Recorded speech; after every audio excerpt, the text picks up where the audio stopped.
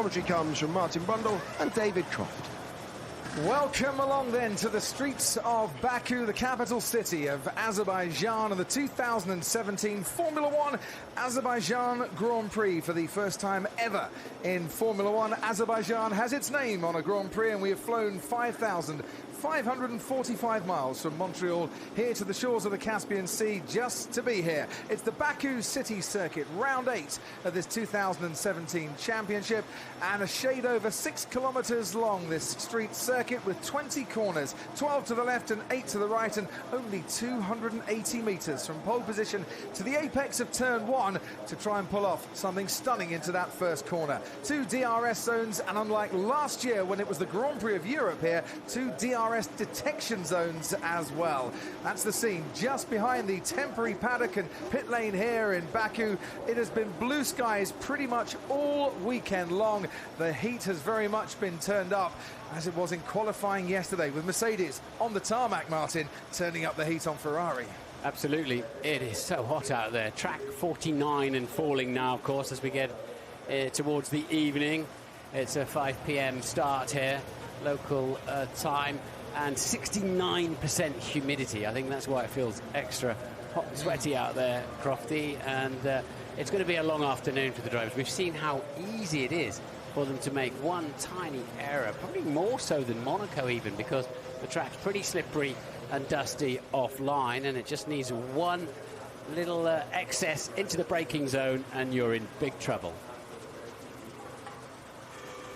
Here's the grid then. Lewis Hamilton is 66th pole in Formula One, has Valtteri Bottas alongside him, a 49th front row lockout for Mercedes. Kimi Raikkonen out-qualifies Sebastian Vettel for the second time this season. Vettel's never won from below the top 3. Max Verstappen is the lead Red Bull driver. He has Sergio Perez for company. Podium from 7th here last year for Perez. Esteban Ocon and Lance Stroll with their best ever career starts in Formula One line up alongside each other. And then comes Felipe Massa and Daniel Ricciardo, who crashed in Q3 and is only 10th.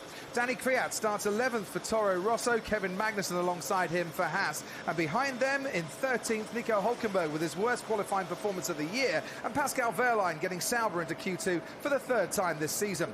Carlos Sainz has a 3-place grid penalty after his crash in Canada and keeps Romain Grosjean company in 16th. Then comes Marcus Ericsson and Stoffel van Dorn for McLaren, 35 places on the grid for engine and gearbox penalties for him, 40 places for his teammate Fernando Alonso, and Jolyon Palmer, who had an incident when his car caught fire in practice yesterday, didn't set a time in qualifying, but the stewards have allowed him to race. But out at the front, is the race today between Valtteri Bottas and Lewis Hamilton, or have Ferrari got that race pace that we've seen in evidence throughout this season? That's the big question, Martin, that needs to be answered. I think Ferrari will look closer in the race, but I can't help but feel in Canada and here again this weekend, Mercedes have taken a step forward in understanding what they'd already got and improving the car. And Ferrari, you know, we know they've had to go back to an older engine in Seb Vettel's car as well for good measure. So they seem to have the high ground to me at the moment, Crofty. And but I also expect that Red Bull, 5th and 10th on the grid, are out of position in terms of the race potential of that car. Renault said they brought an engine upgrade here. I checked that out with Christian Horner today, and he said, no, it's not technically... I don't think from me, Kimmy, just think about the fact the track temperature is going to drop quite a lot through the race when we talk about balance for the second stint tyres. And changing between different areas of the track as well. A lot of this track will be in shade from some of the tall buildings around this circuit. At the moment, on the main straight, it's 51 degrees. Now, Christian Horner saying that what Renault have done is that they've changed some of the engine mapping, they've improved some of the engine mapping, and that is worth a tenth and a half a lap. But they've also brought very much a Monza spec downforce here for those very long straights. Super soft tyres, Martin, then, for the top 10. That's the tyre they set their fastest time on in Q2 to get through to the final part of qualifying. Only 3 have gone with a soft tyre to start. Which is about 1.3 seconds per lap slower. So will we get the undercut when they come in around 15 to 20?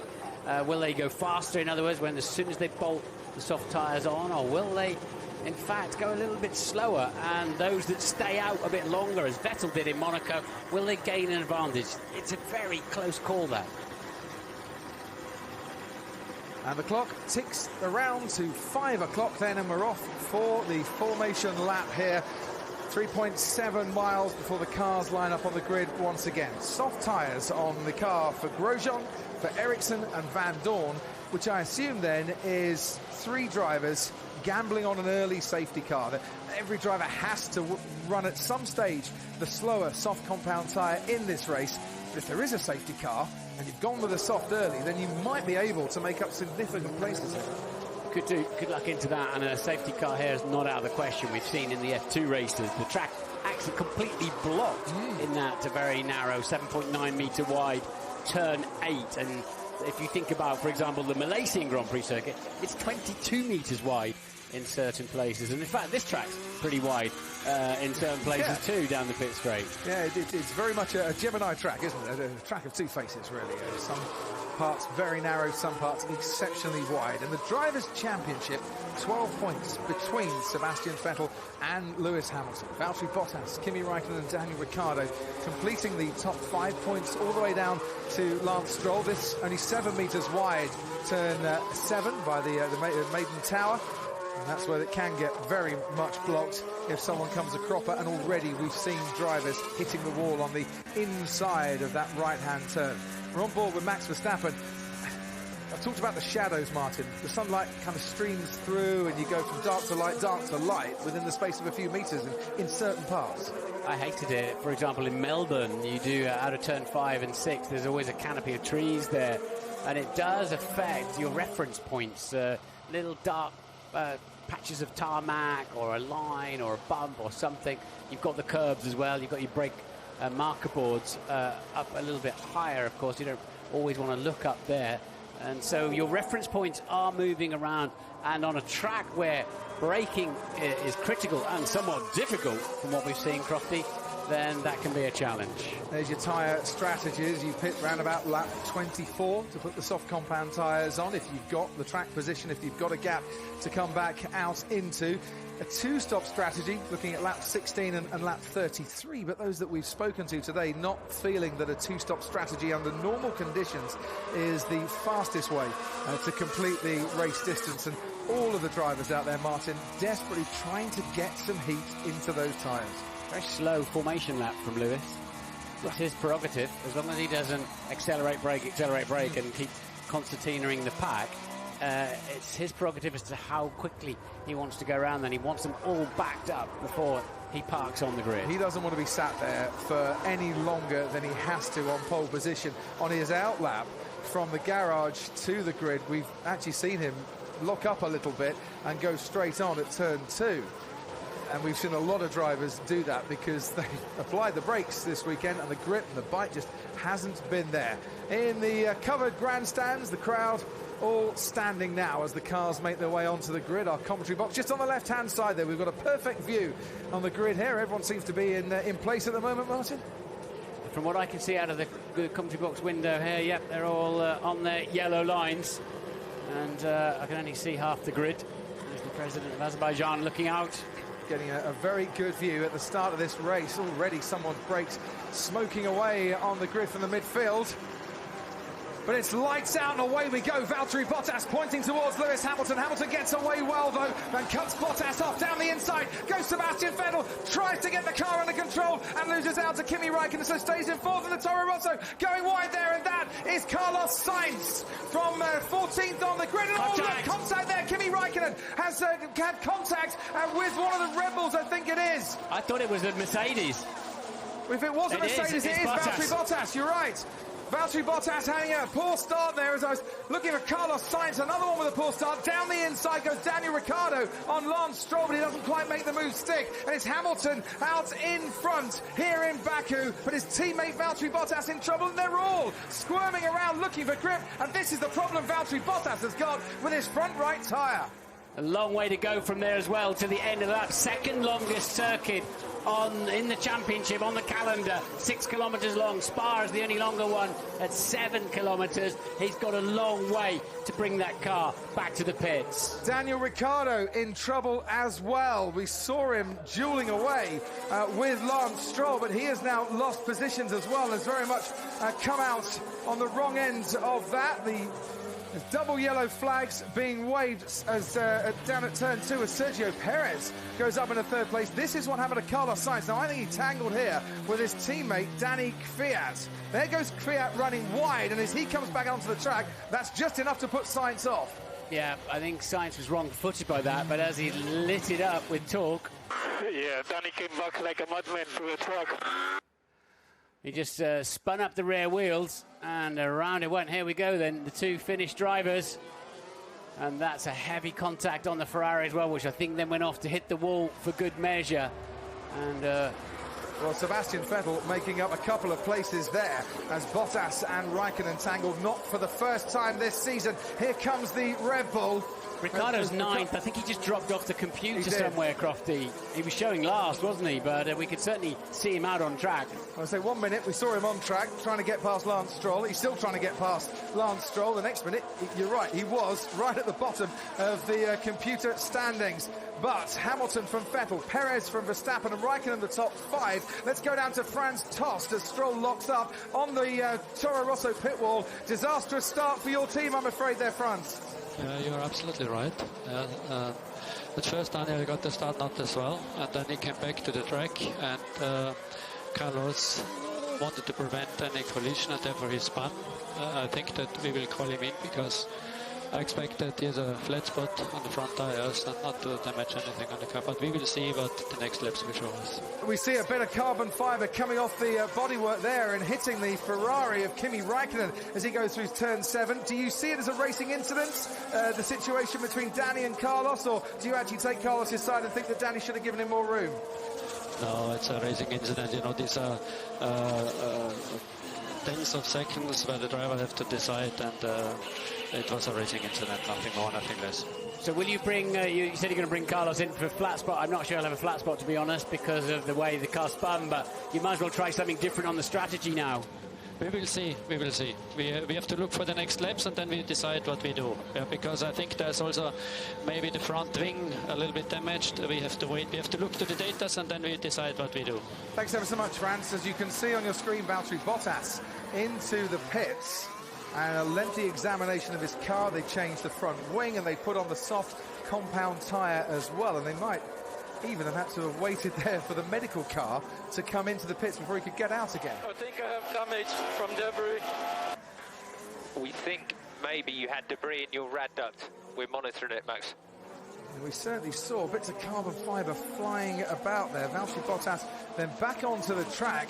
And you can see the Haas of Kevin Magnussen alongside him, so that's down in about 11th place. He's going to have to, he's being lapped by all of these cars, so he'll have to respect the blue flags and get out of the way for just to give him a bit of extra pain, Valtteri Bottas, and fall to the back of the pack.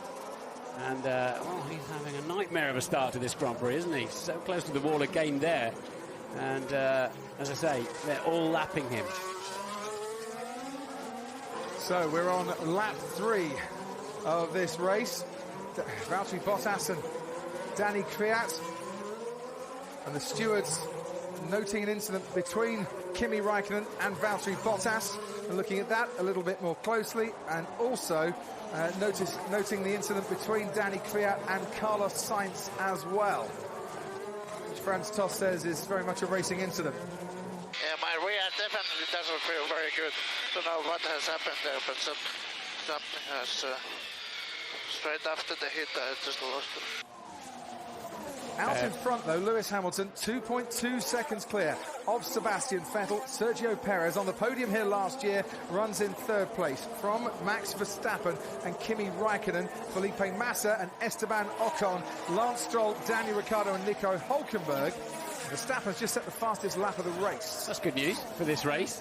Now it's all settling down. Vettel matched Hamilton and Verstappen in 4th, quicker than the 3 in front of him.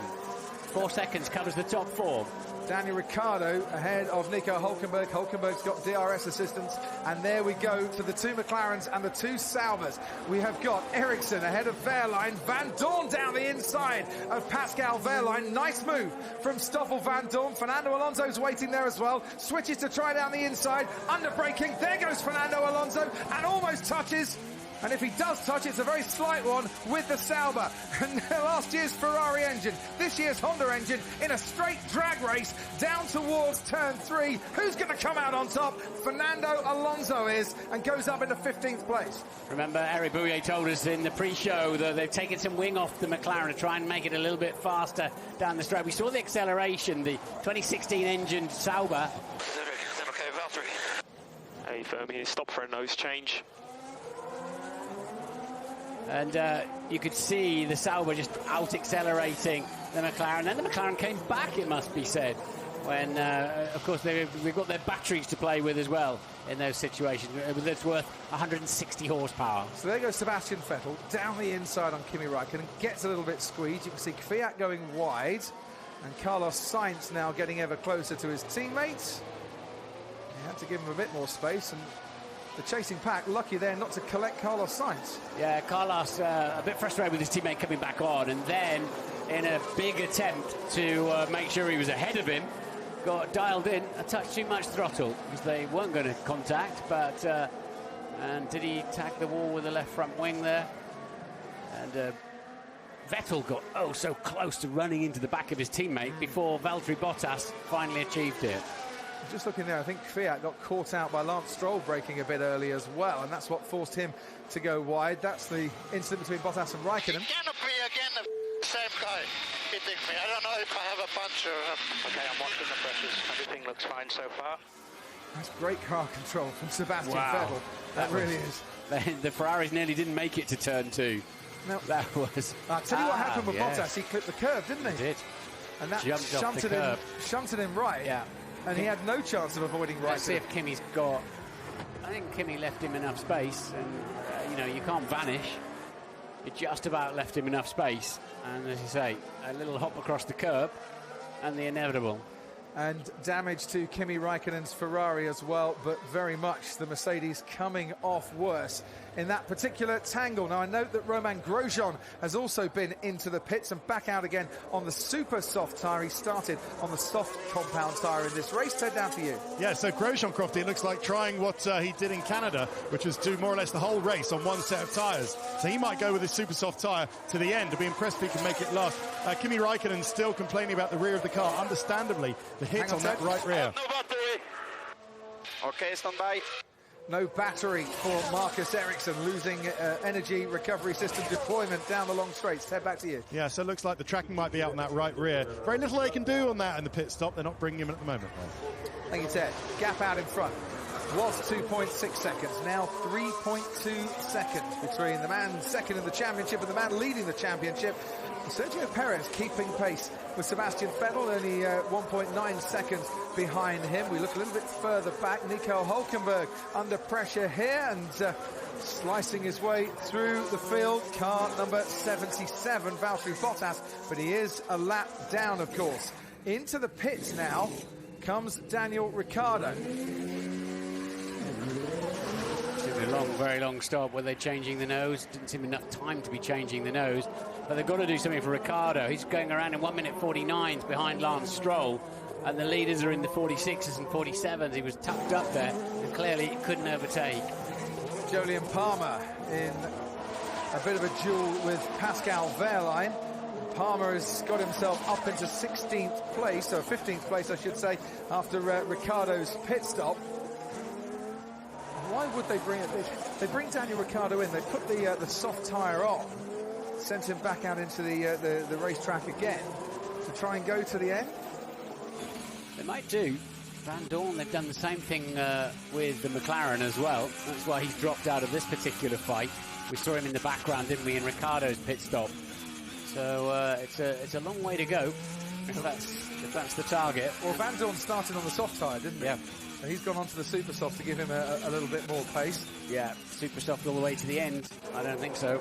20, 25 laps, they reckon, don't they, for the supers? But we've heard that before. Yeah, 51 laps in total, at maximum of 30 laps. Pirelli reckon on that one. The safety car could change things around a little bit, and when you're running that far down, maybe it is worth the gamble. No investigation necessary between Kvyat and Sainz, say the stewards. Yeah, I agree with that. There wasn't contact. Nobody It was just unfortunate, really. A little bit clumsy and unfortunate. And where are the close gaps then? The close battles, I should say, since the cars are getting strung out just a little bit at the moment. Alonso and Sainz are on board with Fernando Alonso now, down in 13th place. Carlos Sainz right behind him. There you can see the Sauber just ahead of these two as well. Two Spaniards resuming action, and we've seen a fair few incidents between those two in the past as well. And Marcus Ericsson watching his mirrors. Okay, Marcus, keep pushing, keep pushing. How are the tires? How are the tires? Tires are good, but I have no shock. They're coming everywhere. I know, it will take few laps to come up. It will take few laps to come up. Alonso has a little look there, doesn't he, going into turn 3 at the end of that DRS zone. Maybe attack is the best form of defence in terms of Fernando Alonso at this moment in time. And just confirmation, Kimi Raikkonen, Valtteri Bottas, that accident at turn 2 on the opening lap, under investigation from the stewards. Maybe they were trying to clear, they were talking about debris. That was in Verstappen's side pod though, wasn't it? Not Ricciardo. What's going on the front? They just look, they're just checking to see if anything's got stuck in the elements on that front wing.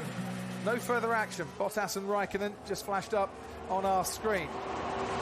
Bottas was on a quick lap, on a very quick lap. He's 3/10 up on Hamilton. He decided it's time to push.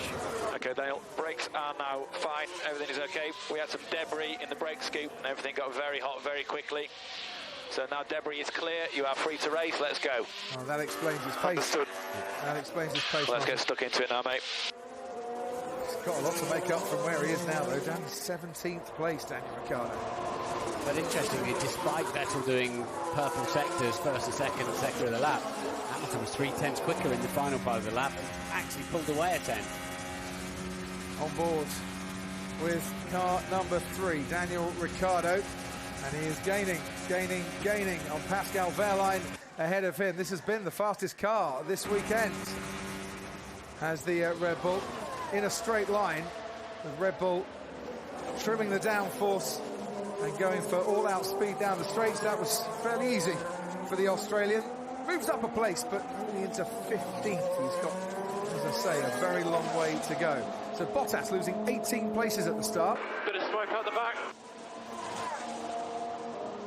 It's the first time this season that Valtteri Bottas has lost places on lap 1 as well. Sebastian Vettel gaining 2 places. Sergio Perez gaining 3 places. Max Verstappen up 1 as well. Who's that? Jolyon Palmer. Now, Jolyon Palmer complained of vibrations out of the slower speed corners on his outlap to the grid, and I wonder, Martin, after they changed his engine overnight, do we have more problems for the unfortunate British driver?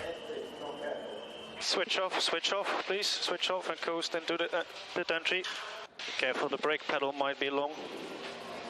Yeah, he just reported having a bit of smoke out the back. That finishes a totally dismal weekend for Jolyon Palmer. Lots of car issues. Hulkenberg up in P9 though in the other one, so he's made some ground up from his grid slot. Ted, you might be able to see Jolyon Palmer crawling. Well, yeah, and if any of the top teams want to make a pit stop at the moment, they won't be able to because Palmer's blocking the way. He's got some marshals now to push him down to the garage. No Renault marshals, no Renault mechanics anywhere in sight to actually come and get him. So the marshal's going to push him back. That's good. We've got an answer as to the Ricciardo stop, Crofty. He had debris in his brake ducts, and the brake temperatures were going through the roof. So they cleared them out, and they're back to normal. On board once again with Fernando Alonso. Marcus Ericsson ahead of him. But for how much longer? Sainz presumably is right in his mirrors then. He certainly is. I half expected him to sail past Carlos Sainz down the straight. On the previous lap, that is.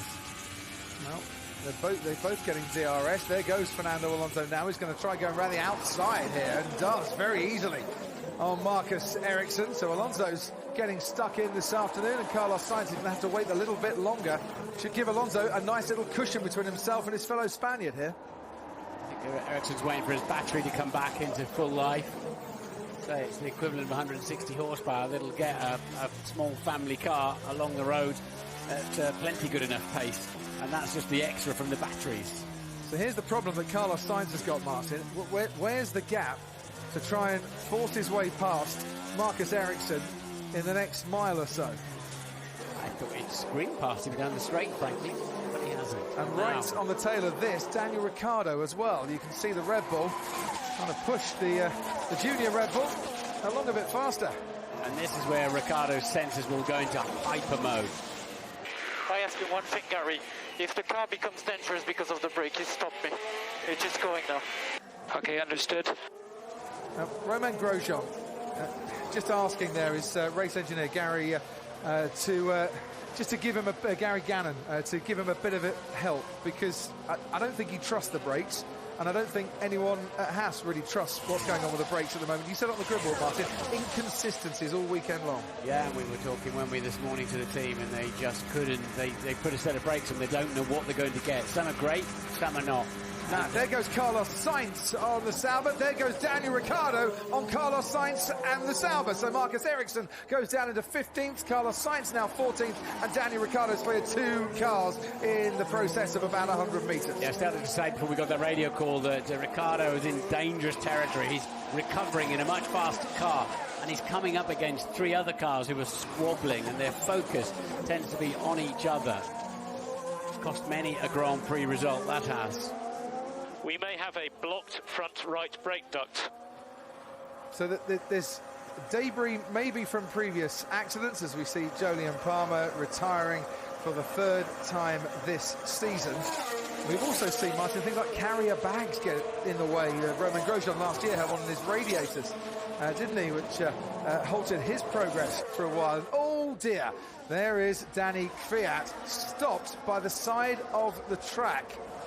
Now, this is the sort of incident that might bring out a red flag, a yellow, double wave yellows, or a safety car on board once again with the Red Bull, this time of Max Verstappen. And Verstappen in a good old scrap here with Sergio Perez. This is for the 3rd place at the moment. Perez keeping ahead of Verstappen, but he really is in a great little tussle here. And once again, Verstappen should have a bit of DRS. He does have DRS assistance. There's no way down the inside. Perez has got that covered off. Nice bit of blocking there from the Mexican. But once again, Verstappen is coming back at him. But their pace is pretty good, as long as they don't start squabbling too hard and too long. He almost thought for a minute he got such a good exit out of the right-hander, there was a chance. Perez soon put a stop to that. And they should be coming soon to where Danny Kvyat's car has stopped, unless the marshals have managed to push that away very quickly. Yeah, that'll be a difficult car to get out of the way, but maybe it was near an access in the wall, because... Yeah, look, we're coming up to it now. We can see the yellow flags being waved. There it is. That'll need a virtual safety car. It's not really, I don't think it's in harm's way, personally, but he is. Just on the exit of turn 12. Ted, down to you. We're starting to get some itchy fingers on the pit wall from the engineers as to whether they press the radio saying box, box. Ferrari, if they could anticipate maybe a safety car or a virtual safety car, it might not be a bad idea for Vettel to come in and try the undercut. Hang on, Ted. Oh, no, issue with the engine. No. Yeah, you can see Perez streaking away. Verstappen has a loss of power, not totally, but something has gone wrong, and he is being passed by the other Force India now. Kimi Raikkonen's got past him, Massa and Esteban Ocon as well, and oh, not again for Max Verstappen, who's just having such dismal luck when it comes to mechanical reliability this season. Switched yourself off, didn't it, in Canada when he was flying along? Yeah, here we go again. Exactly. Had problems with the hydraulics, with engine mapping as well, which caused him to stop in practice on Friday. Max Verstappen, and is this terminal for him? Well, I think she might be the only person wearing a Red Bull shirt smiling in Baku at this moment in time. Brake failure, which track was that at? So Max Verstappen this year, we had Bahrain, he had the brake failure. Yeah, turn 4. Taken out by Kimi Raikkonen in Spain. Had the issue with the battery in Canada, and this is the 4th DNF that could be looming for him. And look, who's he got behind him now? Valtteri Bottas, who is a lap down and will any moment now unlap himself from behind Max Verstappen. but not just at this moment. On the exit of this turn 12, still got Danny Kvyat's car stranded there. What are they going to do about safety car? That's what they're going to do about it. The safety car is coming out, and that might just now see a lot of activity in the pit lane as well. Yeah, you'd really struggle to hit that car. You'd have to do something very silly indeed, but they don't leave cars out on track. It's not in the firing line at all. Now, Mercedes-Benz have got their pit crew in the pit lane, but Lewis Hamilton, I think, is coming in.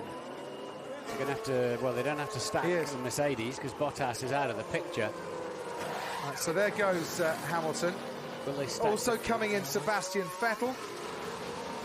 Hamilton in and out with a 3-second stationary stop. It's a no-brainer, isn't it, to stop now. They're all filing in, Perez and Raikkonen as well. So will Ocon have to wait behind this car? No, is the answer to that. There's just enough gap. But what's Kimi Raikkonen just waiting there for a bit longer, I think, than he would have wanted. The Force India crew getting to work. Has Ocon lost a place here to Felipe Massa? They didn't pit Stroll. They didn't pit Lance Stroll. No, Stroll has stayed out. So what's going on down here? They're just looking at Max Verstappen's car as to whether they can change the steering wheel, maybe, Martin? Nah, it's got a bag of bits in the back, hasn't it? I think it sounded awful. Just stand by for the minute. Stand by for the minute, Max. Stand by for the minute. So they've got another steering wheel there just to see if that would reset things. But we saw the puff of blue smoke coming out of the back of it, didn't we? It's more than the steering wheel, I'm sure of it. We saw the big puff of smoke come out of the back.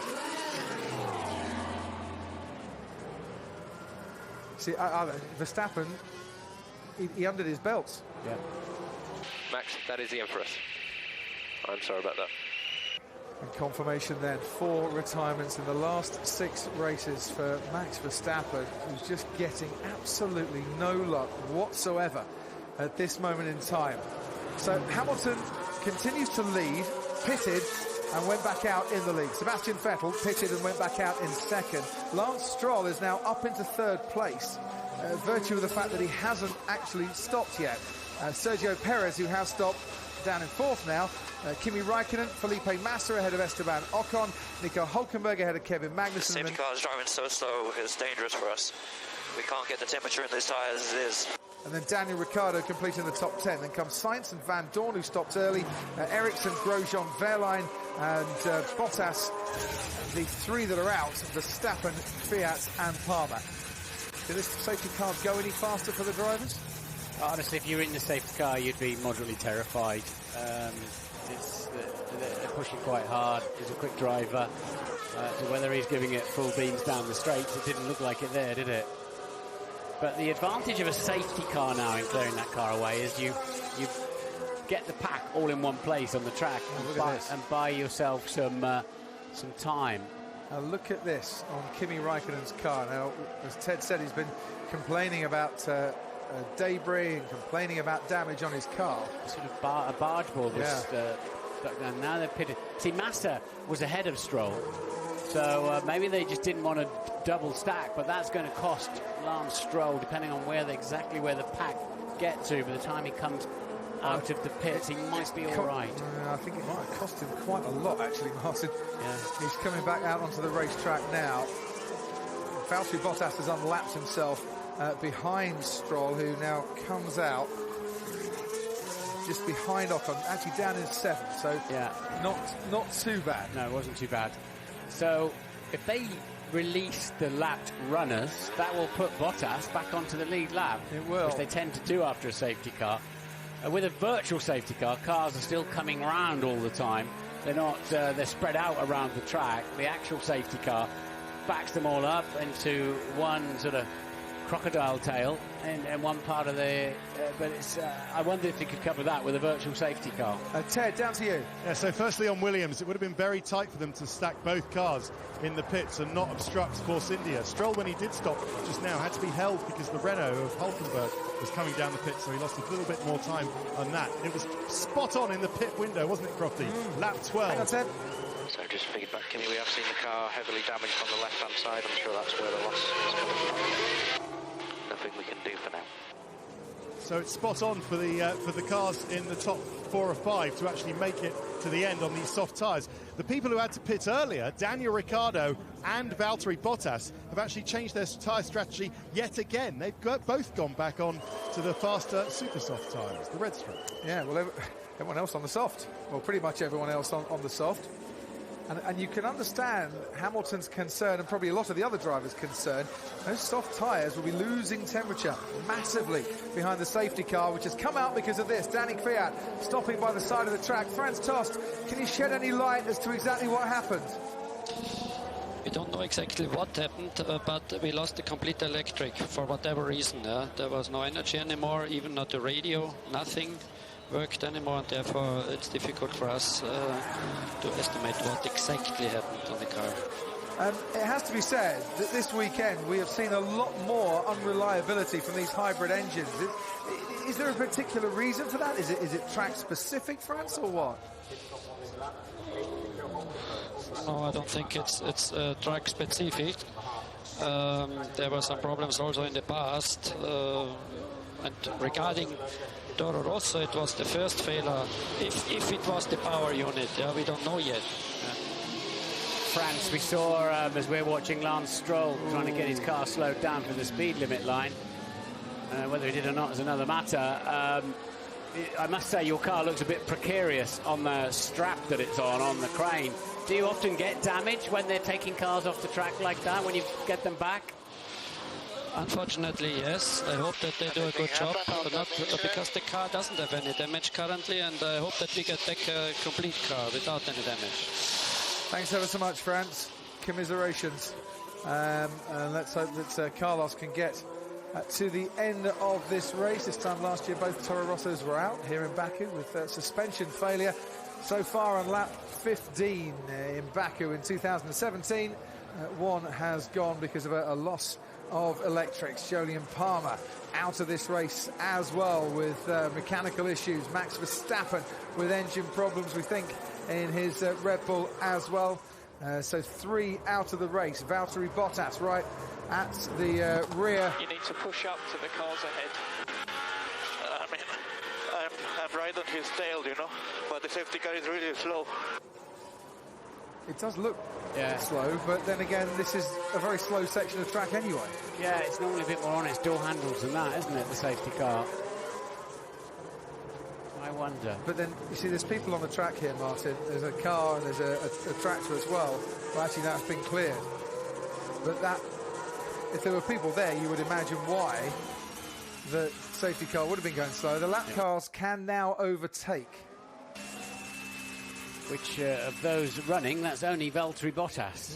See, he gets a nice lap where he can get his tyres up to a bit of temperature as well. Yeah, they'll probably release the pack before he gets all the way around, but that puts him now in with a chance of some World Championship points. He can leg it as hard as he likes now, as long as he doesn't go past an incident zone, as long as he respects. I always think it sort of throws a bit of danger into the whole thing, but it also extends the safety car that interrupts the flow of the race. So they've got now these soft tyres on the yellow mark soft tyres. That warm-up has been an issue, so now temperatures go down, so your ride heights go down, and you just won't have the grip when you get going. What can you do about it? You can keep pressing the brakes like crazy and then pressing the throttle, so you can warm up the rears and you can warm up generally, but it's really hard to get the front tyres where you need them, which is why they start weaving. But you need some speed on, you need some downforce working away to compress the tyres, otherwise you're wasting your time. Ted, down to you. That safety car worked out quite nicely for Crofty, and that's Fernando Alonso. I can't guarantee what's going to happen when they restart. He's got Sainz right behind him, and then his teammate, but he's in 11th at the moment, and you never know. can I suspend the commentator's curse for a moment? Yes. By saying that with the attrition rate as we're looking at the moment, what started off as Eric Boulier, his boss's worst weekend in motor racing, might be rewarded with a point. You never know. It is possible. Anything is possible from here on in. Romain Grosjean's pitted again, just to let you know, behind the safety car. There's a lot of scary debris incidents going on out there. You should just slow the bunch up in one go just to get the other car time to get round. So stay with the safety car, 10 car lengths. Just reminded of the procedure for when we get going again. Just looking down there, Grosjean was running at the back, and it was pretty much a free pit stop for him. George Russell watching on, young driver in GP3 and testing for Mercedes in Hungary after the Hungarian Grand Prix, and doing both days for Mercedes, while Valtteri and Lewis start their summer break, as pretty much everyone else will do in Formula 1 after the Hungarian Grand Prix as well. So the cars were lapping in something around 105 seconds. They're now doing 182 seconds behind the safety car. It's not that slow, but it feels slow when you're in first gear in a Formula 1, first and second gear in a Formula 1 car. So it seems like warm-up might be quite poor, Kimi. They've given a message to Bottas that his tyre temps are still low, and obviously he's unlapped himself and he's pushing full space. That's interesting information. So you might say, well, why don't they have a racing car as a safety car that can go around? But the safety car has to sit there on the key in all kinds of weather conditions. Yep. You can't have slicks or wets on it or whatever. And it's not going to be able to be anything like as fast as a Formula 1 car, and be as available for all the different scenarios it has to face in different weather conditions, and it's in on this lap. And it's a lot less expensive than running a Formula 1 car as a safety car as well. At which the teams bring 60 people to operate. Correct. They could get the two-seater out, Martin. Yeah. Maybe do that. Right, here we go then. Safety cars peeling away. Now, who has got some temperature in their tyres and brakes to make it through turn one? Because that could be quite tricky for all the cars as they go racing once again here in Baku as fast as they dare. And look at that, there's the Force India of Sergio Perez right behind Sebastian Vettel. Pulls out now alongside the Ferrari, and he's going to try and out-drag him down towards turn one. Hamilton leads, Perez is just ahead. On is the Williams ahead of Kimi Raikkonen, and Esteban Ocon's gone past Raikkonen, who's got damage once again to his front wing, and bits have flown off that front wing. Vettel just stays ahead of Sergio Perez. Then comes Felipe Massa and Esteban Ocon and Kimi Raikkonen. Behind Raikkonen comes Lance Stroll as well, but Kimi in a little bit of trouble and losing downforce because of more damage to that front wing. Hamilton then, towards the end now of the next long straight, has managed to negotiate the first three corners and keep his lead from Sebastian Vettel, but Vettel under huge pressure there from Sergio Perez. It was an important move for the World Championship leader to keep that place, because he got caught napping a little bit, and I imagine they wouldn't be completely flat out through those last kinks. Safety car again, Martin. Safety car again. Tyre temps are critical. Tyre temps are critical. Front and rear tyres are critical. And probably falling even more so now. I was thinking, tell me something I don't know. It must be like driving on ice. And that is why we have a safety car again. We saw the damage to Kimi Raikkonen's front wing, and we can have a little look again. That's Sebastian Vettel and Sergio Perez in the foreground. Massa has got ahead of Raikkonen. Ocon now ahead of Raikkonen. That's where things start to let go from the Ferrari barge board. I think it was just coming off. I wonder if it was the piece that was stuck down in near his front wing that literally just was already damaged. Has actually just left the car. I'm not seeing any movement from the garages at all, but I wonder if this is a chance, possibly not, for a free pit stop here. If they all came in, Martin, to get rid of the soft tyres, yes, but at the moment, probably not a good idea. Well, they're not enjoying being out on them, especially they're coming through the pit lane anyway. They're going to come through the pit lane anyway. Yeah, which means they can stop. So they're coming through the pit lane because they're obviously clearing up the pit straight. Well, we didn't have a safety car last year. 2 for the price of 1 this year. But to be honest, they all managed it, didn't they? Okay, Lewis, that was pretty close on that last restart. Close to what? The safety car and safety car line 1. Trust me, it wasn't. Okay, copy. Yeah, in other words, you nearly overtook the safety car before the first safety car line, and you're not allowed to do that. And the problem, you know, Lewis has to judge that. Whoever's leading has to judge that, Crofty. You let the safety car go, and then you rock up at over 200 miles an hour. You've got to try and judge when you think it'll be in the pits. That's not an exact science. We saw it in GP2 last year, here in Baku, when it was GP2 and not F2 as it is now. Nice clear bit of track there, and here's all the cars behind the safety car once again. A barge board or a front wing element hit on the head at a couple of 100 miles an hour is serious. Yeah. That's why they have to clear this stuff up. You know, there's enough mass in that. Is there a big crash somewhere? Negative, just debris. There's just debris on the track from the restart. It was missing. I'll tell you what's also on the track, because it's actually right outside our commentary box, is the letters VET. And it's right by the side of the pit wall. I don't think it's going to get in anyone's way, but it's fallen off the what I assume is the Mercedes pit board for Lewis Hamilton to tell him that it's Sebastian Vettel right behind it. Yeah. But it's the sort of thing that if a car was going down that side, Martin, it might get flipped up in the air. It would. VSC out then. I've obviously just seen a sign that I think said VSC, but. Is he saying why is there not a VSC? Because then they could go round that little bit faster and keep those tyre temperatures a little more where the drivers would like them. So pit lane entry is open now if they want to make a pit stop. The marshals retrieving Sebastian Vettel. Well, his three-letter abbreviation, the TLA. Well done, sir. 17 cars still running somehow. And we've lost Verstappen, Fiat and Palmer. For the fourth time in 6 races we've lost Max Verstappen, and the man who has led every lap since the completion of the Monaco Grand Prix, Lewis Hamilton, has led every lap here. Don't look down this straight. Stay in the middle of the track. Just watch for debris, possible right-hand side before you get to turn 15. And Bottas is no longer last. He's ahead of Wehrlein now. And he is on the back of the pack. Valtteri Bottas can still get a handful of points, and Lewis Hamilton was thinking about that, wasn't he? He said, you know, back it up and let him get round to the back of the field. Bit of team play. Wehrlein came in to the pits again for a third stop in this race and put the super soft tyre on, which will be interesting to see what his pace is like compared to some of those ahead of him. If he can clear the super soft runners, the likes of Grosjean, Ericsson as well. But pitting under this safety car is a whole lot different to the last safety car, Crofty, because they're all packed up, of course, from the first safety car. You would lose a bunch of places if you did that. Yeah, there's no point unless they all did it. And they wouldn't all do it because some are actually on the tyres they want to be at the moment, including Stoffel Van Dorn in 13th on those super soft tyres. We're watching Daniel Ricciardo as well in 9th. Once we get to the restart. The safety car needs to speed up because this is too slow.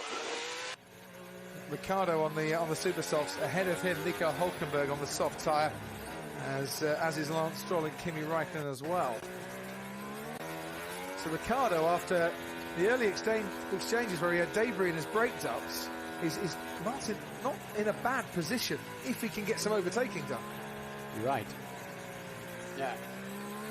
You're right, he might be able to safety cars in this lap, but normally Lewis would pull up alongside the safety car if he thought he would and get on his back bumper to give him a clue he wanted to go a little bit faster. So now he's got to judge him. So they call turn 16 the last corner. This is 8, which is miles from home, isn't it? And it's not easy to judge at the best of times. And Lewis has led enough Grand Prix and followed enough safety cars, he knows the business. Even more tyre temperature. It's possible to get even more tyre temperature, especially fronts. Fronts are now critical. And he could do that by stamping on the brakes maybe, but he doesn't want to stamp on them too much because we're now trying to build up a little bit of speed here. And it'd be interesting, can Perez get the jump this time on Sebastian Vettel? I'd be really nervous through with that really quick section just to come onto the pit straight through between the walls. As how much grip have you got? You just don't know. Vettel is desperate here not to let Sergio Perez come within an extra millimetre of his rear wing, trying to get as much of an advantage as he can. Look, this is down at turn 15. Lewis is backing up the pack a little bit. And, he went into him.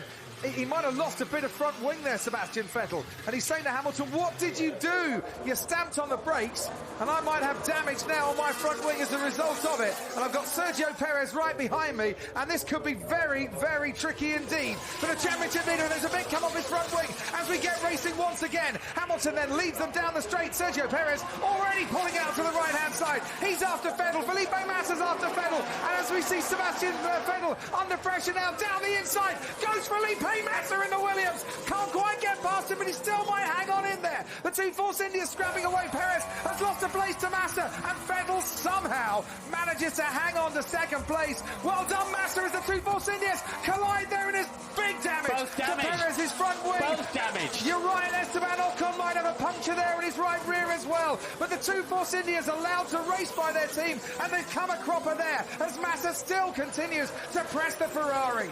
Felipe Massa thought he was going to be retired this year. Here he is, fighting in a podium place and all over the back of the Ferrari. We've seen pieces flying off the Ferrari. Will we need another safety car to pick up that debris? I think when Vettel pulled up alongside Hamilton, they may actually have touched again.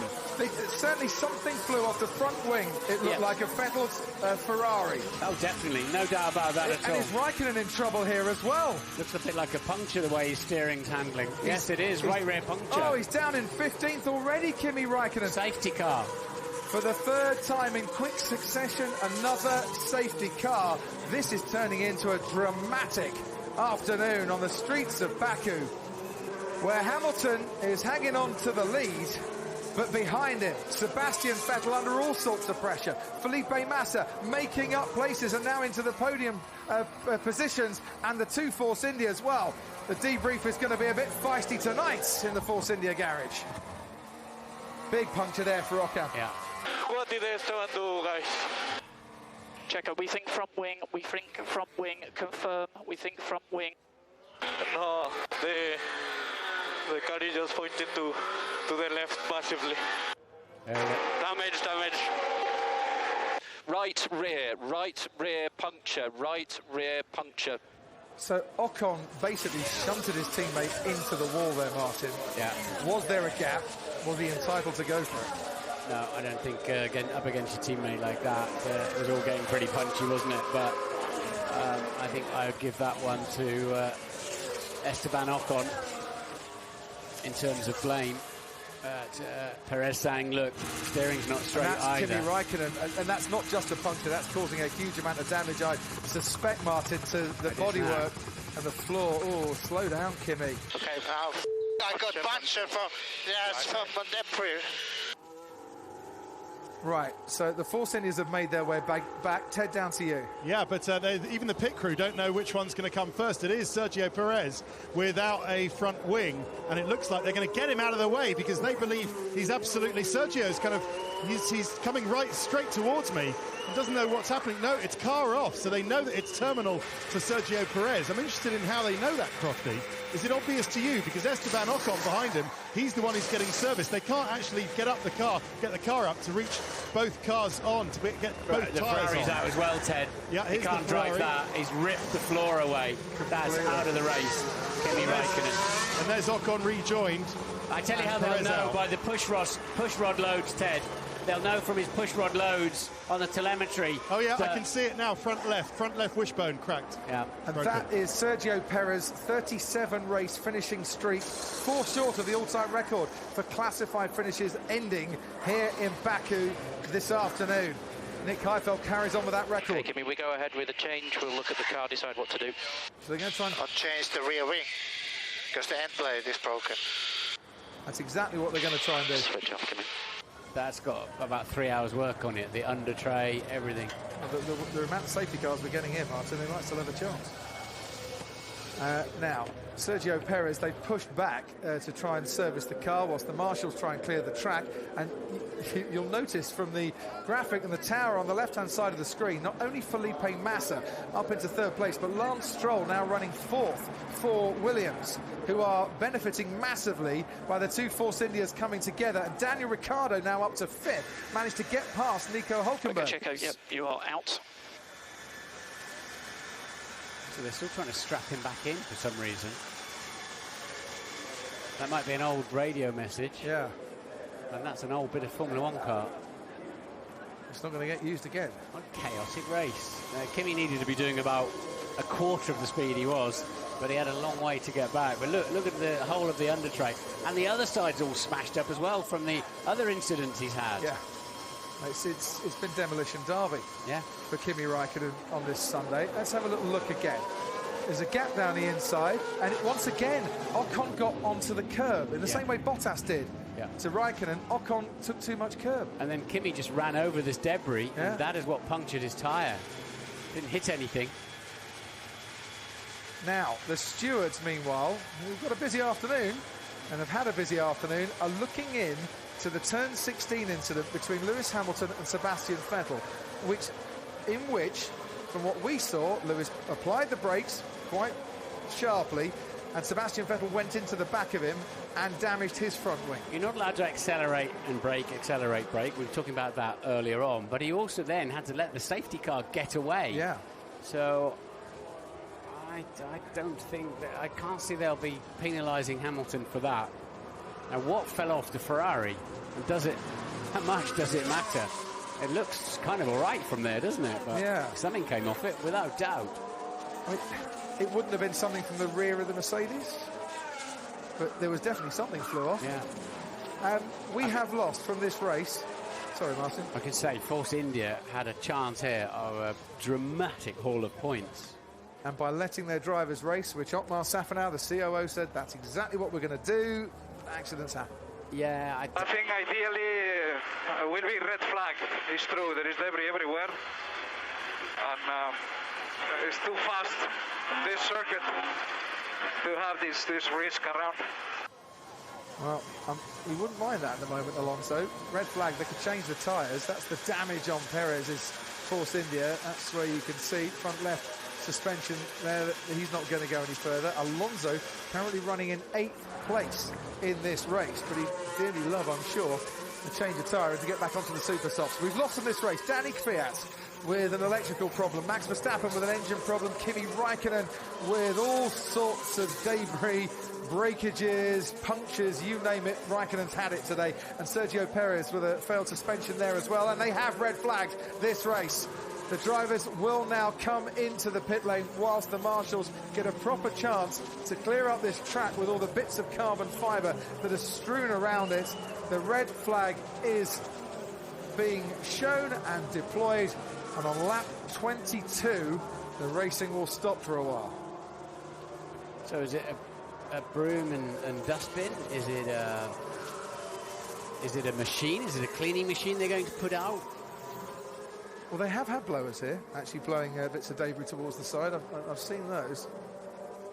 Now, under the latest regulations, you're not allowed any longer to start working on the car, changing tyres, as we've seen in the past, under red flag situations. So they will go to into the pit lane, line up, and await news as to when the restart will come. And I mentioned all the drivers that were out of this race, and I stopped short of naming Jolyon Palmer, and that's because we can hear from him right now. He's with Rachel.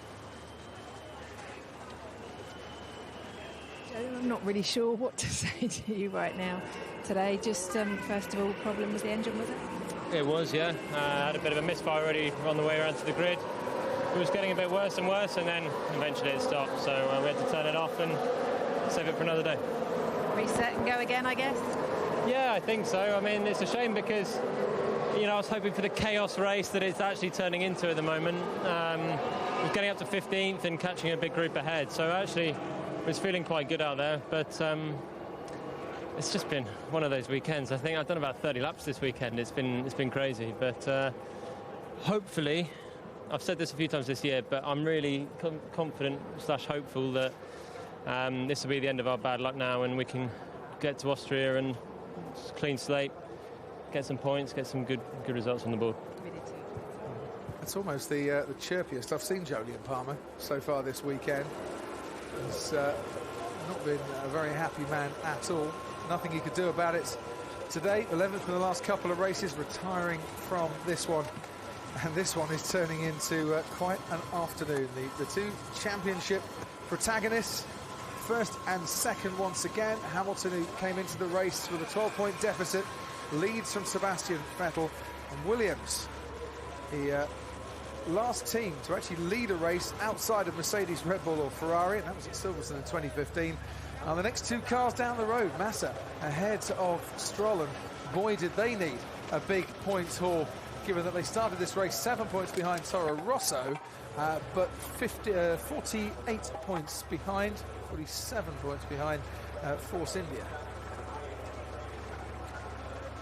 So we'll have a proper chance to clean the debris, to clear the track, and I would imagine, Martin, for a lot of mechanics to have a very close inspection as to what has been damaged and what hasn't on all of these cars. Yeah, Lewis already pulling various bits out of here, haven't they? It's been the story of the race, here we go again. Let's see. Yeah. Definitely. You watch when he goes alongside. I think they touch again. Yeah, they do. Do they ever? He drives into him. Yeah. He brake tested me. What the is going on?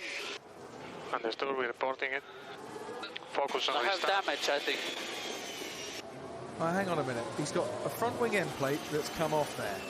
But Martin, the last time I can recall anyone doing something like this was Pastor Maldonado to Lewis Hamilton at Spa after qualifying. He did drive into it. He did. Incredible. I thought he had, because the way we were on board, weren't we? And it just bumped, but... So did Hamilton turn his steering wheel towards Vettel? No, he doesn't. Vettel literally just came alongside me and turned in and hit me. So Hamilton's job there is to let the safety car get out of the way so they don't catch it at 220 miles an hour. Yeah. That's what he's going to say he's doing. Well, the key thing for me there, and what the stewards I think will be looking at, is what input, if any, did Hamilton have on his steering wheel, and what were the inputs on Sebastian Vettel's steering wheel. Now, we saw the Ferrari come towards and hit the Mercedes, but it looked to me, and correct me if I'm wrong, that Hamilton didn't turn to the left. Oh, no, 100%. Vettel was angry. He went and thumped him, effectively, using his F1 car. You can't do that. He did. But, yeah, it's an extraordinary thing to do, to risk like that. But. So the stewards have to decide then on Sebastian Vettel's conduct, but then we'll also need to look at, did Lewis Hamilton a brake test, in the words of Sebastian Vettel, the German driver? Was Vettel right to be angry? I'm not saying right to drive into anybody, but was he right to be angry? Let's have a look at it again, Martin. There goes that front wing end plate. And now Seb will pull up alongside. I can't see what the stewards will find. Hamilton will say, look, I was letting the safety car go. I had to let the safety car go. And obviously, Seb Vettel was thinking, we'll do that, you know, a little bit further down the road. Further down the road. There's, you know, Lewis didn't accelerate and jumped on the brakes. He just didn't accelerate at all. No. I mean, we caught this late, and I said at the time, you know, Vettel looked in a real hurry to get away from Sergio Perez. Well, he's going to have the same problem with Massa when they finally get going as well, isn't he? But he had one restart where Perez almost overtook him, and obviously he didn't want Perez to be too close to him. And a shake of the head there. And I wonder why Vettel hasn't been down to speak to Hamilton about it. Well, it's not really protocol, but there's nothing to stop you. So they're not allowed to... You mean like Michael Schumacher did when he tried to find DC all those years ago at Spa? They were out of the race, though, weren't they? This is a... So... Third and fourth for Williams at the moment. They're having a day and a half. Lance Stroll, who went and tested the 2014 car in between Canada and this race. Went to Austin, had a private test there, and worked on issues he and the team thought that needed a little bit of work on after his first 7 races. See, I think Ricciardo there.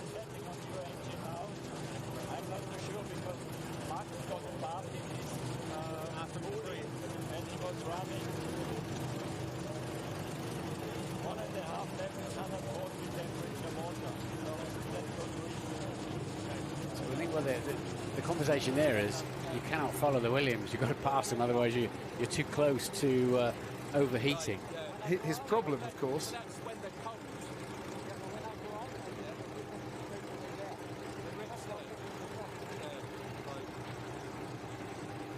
Bradley Joyce, the race engineer for Esteban Ocon. Ricciardo's problem is he is definitely going to have to stop again because he hasn't run the soft tyres yet.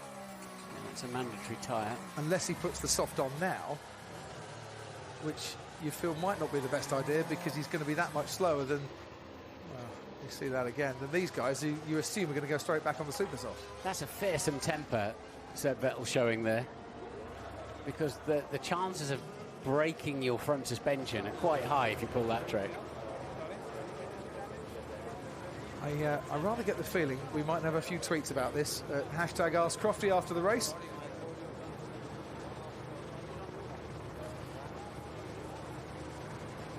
And I rather get the feeling he could be in a bit of trouble today, Sebastian Vettel as well. You're not allowed to. If you pull your car out of the fast lane under the red flag, you're deemed to have, be pulling it not out of the race but out of the restart lineup. That's why they're all working out there on doing repairs, but they cannot change the tyres anymore.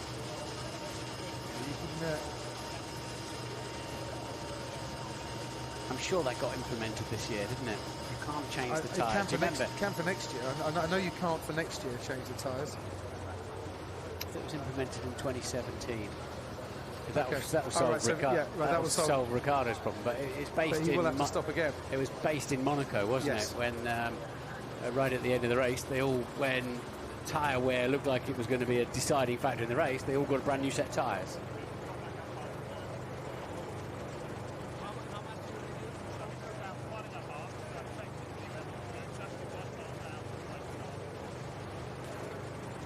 Discussions and well, it's not a debrief, it's not a pre-brief, it's a during brief.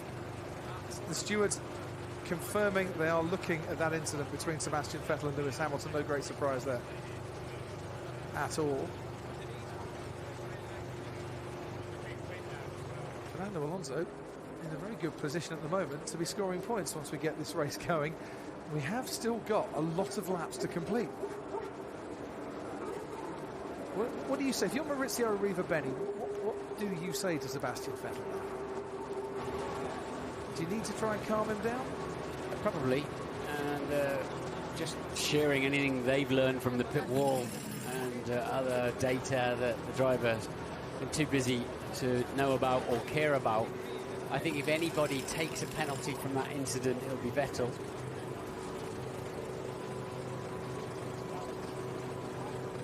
So I'm just trying to think back to incidents during the race, but I definitely remember Pastor Maldonado after qualifying where he felt Hamilton had blocked him at Spa. I mean, round the source and then driving into him as they were slowing down. And you got a penalty for that. He did, yeah. Rightly so. That was a proper shunt, though, wasn't it? That was a. It was a bit more of a bang, yeah. But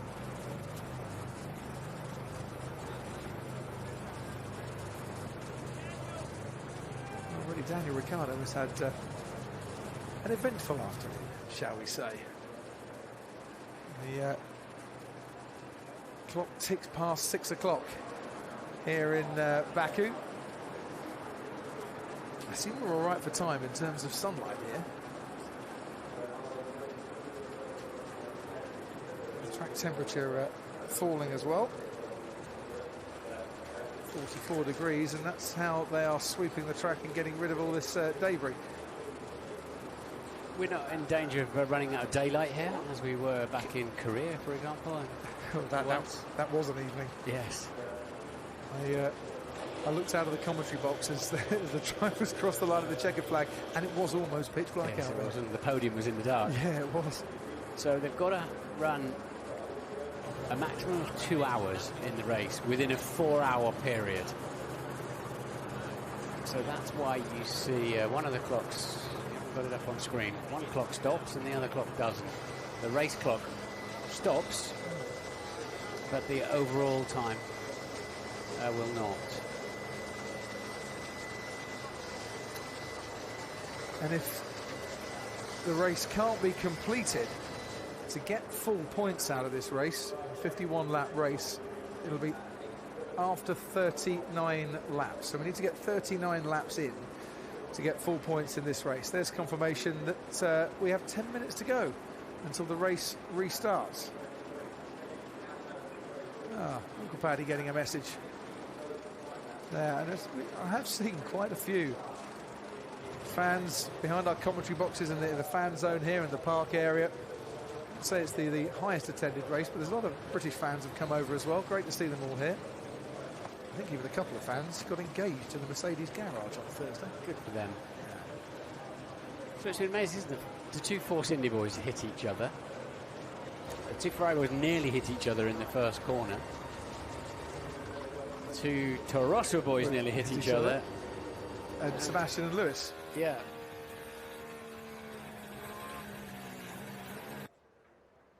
Charlie, can you not see that the safety car is actually dangerous?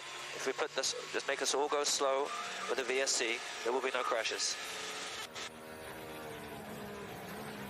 He's been fairly consistent on that for quite a while, Lewis Hamilton. While we were going around, it's a virtual safety car where the drivers all adhere to a set time and they can't go faster than it, would be better than the actual safety car itself. Which confused me a bit because they're not particularly quick behind the virtual safety car. What it does do help Lewis on is the pack doesn't keep turning up on his gearbox. Yeah, exactly. So the two Force Indias hitting each other. Let's get some reaction from down at Force India with their deputy team principal, Bob Fernley's with Simon. Yeah, Bob, not ideal to say the least. Just tell us what the conversation's like in the back of the garage right now. Well, our conversation's fine. You know, we're just trying to get them back into place. Obviously, we're also trying to get Checo back in, even though he's a lap or two down, given where we are at the moment with the events that are going on. You know, you never know, you might get him back. So we're trying all aspects. What was your take on the incident? I think we're going to have another look at it here, Bob. I mean, obviously, just coming off the back of the safety car, the tyres aren't going to be up to temperature. Was there anything to do with that, or do you think it was Ocon's fault? I think we'll have to look at it a bit closer. I mean, it's the first time I'm actually seeing that, but there's contact there you can see. So, yeah, we'll have to have a little look at it closer. I mean, it's very difficult to apportion blame on a restart like this. I think it's Sebastian's gone for a gap there, and it's just squeezed, and then they got interlocked, didn't they, really? Yeah. It was a bit unfortunate. Yeah. I mean, he didn't deliberately crash into... No, and I think there was a little bit of contact previous to that with Ocon and one of the Williams, so whether that destabilised it, I don't know. We'll have to have a look at it. Doubly galling because you're in a great position there, Bob. Very good. But unfortunately for us, it's put Williams in an even better position, so we need to just see if we can recover. OK, I'll let you get back to it. I know you're very busy. Yeah, in the meantime, Damien, let's get your take on that incident between Sebastian Vettel and Lewis Hamilton. I mean, extraordinary, really, when you think about it. It looks like the red mist just descended. Absolutely. I mean, it's the hot-headedness. You know, they're normally very, very cool and controlled. Sebastian Vettel, he has been known, hasn't he, at moments. Here we are, get a replay, and of course he's expected Lewis to accelerate, and he hasn't. And he's punched at the back of Lewis's car and then biffed him. Really, that's a rush of blood to the head, and he should have more control, self-control, in my view. You understand why he'd be angry in the first place. Johnny joins us. You were watching that down in our race control there. You know, he's angry, understandably, because he's been brake tested by Lewis. But to do that, I mean, now what sort of penalty are we looking at from the stewards? You've been a steward. If that happened, you're in that position, what would you do? Well, I don't know. I think we've got to analyse this a little bit different, because I think it seems to be, to me, that Sebastian accelerated through the corner, where actually Lewis himself was actually keeping a constant speed. Then he went into the back of it. I think he was just trying to keep as close as he possibly can. Then when he pulled out, then he sort of moved the steering to the right as if, well, I want to get close to him. But I think as his hand goes up, he doesn't turn the steering wheel straight. That was road rage. Yeah, that was road rage. Yeah, he's angry. He's either angry at himself or he's angry at Lewis. I think angry at himself. But, I mean, if you had to do that on the public roads, you'd get arrested, wouldn't you? You certainly would. But I think at the end of the day, I think it's something the stewards have got to do. But it looks to me as if I think Sebastian is going to be the man probably in a bit of trouble. Yeah, you wonder. Just to reiterate what people are talking about. Black flags have been mentioned. We're all talking about things down here. The most severe penalty, just going through the rules and regulations, in common use is a black flag, which may be imposed for ignoring penalties or for technical irregularities of any sort. It signifies that the driver has been disqualified for the race, and its results of that race will not count towards the championship. So that's the most severe. Then you can have a ban, and then you can be excluded from the tribe. So we're not going that far right now, obviously, but it's a difficult one, that. Well, I think it's sort of clear in many respects, because I don't think Lewis, to me, did anything particularly wrong. He didn't brake test him. I don't believe that's data they're going to have to take. It's then the man behind who has then got to be aware of what's happening in front. And of course, these are difficult situations with these safety cars. He lost out in that very first one, so he didn't want to lose out this time around. But of course, he just carried too much speed when Lewis didn't accelerate, so he just went straight to the back of it. Yeah, no mention in that black flag of causing an accident, though. Okay, we'll keep you up to date with that one. Let's hear from Ted. So in the pit lane down here, the broken Sebastian Vettel front wing, and it was the whole just inside cascade wing of the right-hand side of the end plate is just being carried back into the Ferrari garage. So they've been able to change that. The result of that little bit of handbags, road rage, call it what you want, has meant that with the approval of the FIA, Sebastian Vettel, here we go, gets a brand new front wing. I guess it's causing a collision. I mean, strictly speaking, Crofty, it's causing a collision. The driver of car number 5 caused a collision. And that tends to be penalised by anything from a 5-second penalty to a drive-through to a 10-second penalty added to the race time. I don't think we're talking about exclusions, but he certainly caused a collision because he drove into him. There you can see Sergio Perez has taken his place back in the race, so they fixed that wishbone at the front. And I've just checked with Jonathan Wheatley, Crofty, about as to when the rule comes in as to when you have a standing restart after a red flag session. Yeah. And Jonathan Wheatley, team manager of Red Bull, is absolutely sure that's next year. It is. So just to confirm to everybody, I thought we were on for it this year, actually. That's a nice rule. Let's get that started today. But apparently that is next year. That is definitely for next year. I've just checked with Red Bull, and in all the chaos in the opening stages and the fact that our computer up here wasn't quite giving us the right information, Daniel Ricciardo has run on the soft compound tyre, so he doesn't need to pit again, which makes me think, Martin, that he fancies a chance of a podium here today. Just as Helmut Marko predicted that Red Bull would be on the podium, and he spoke to you before the start of this race. He fancies a run at those Williams, doesn't he? But they'll not be easy to pass in a straight line. If he does get third place, he will equal the most pointless record in Formula One, and that's to finish in the same place. Shortly we'll be able to go to the end of the pit lane, where we will start the car. Then you will do a lap all the way around, and you'll stay on circuit. In that time, the rest of the group will have left the end of the pit lane, and you'll rejoin the back of the group, but you will have gained one lap, obviously, on where you are at the moment. Okay? Under the safety car, I cannot pass the other time. I cannot recover the other lap. Checo, we think not. No, it's going to be one lap. And Kimi Raikkonen comes back out. They've done well on that floor. They've stuck a new floor on it. Dave Greenwood, his race engineer, running alongside there, saying, come on, get him out into the pit lane in time, because we're very near to the start and the resumption here. So Perez rejoining, Kimi Raikkonen rejoining as well. That's great work to get Kimi Raikkonen back out into this race. Has he got any gloves? There he has now. That'll be a right bit. They've had to throw a floor underneath that.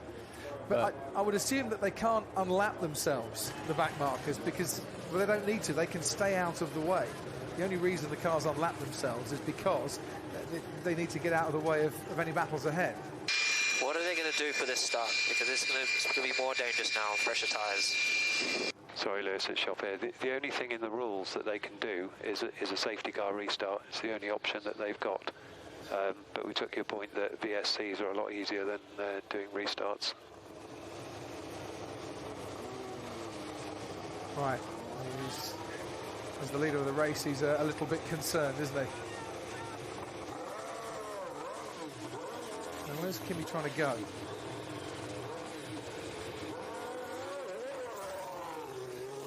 Okay, so Ferrari think that Kimi can get out on track, as Sergio Perez has done as well, to go round and then take their place at the back. It's all part of the restart process, but they will then, if they have a safety car restart, they will possibly, it's not guaranteed that they let the lap runners through. Yeah, well, how many laps were they down? That's the thing. Have they actually just unlapped themselves? Ted, let's cross down to you. Crofty, I don't think Kimi had a steering wheel, did he?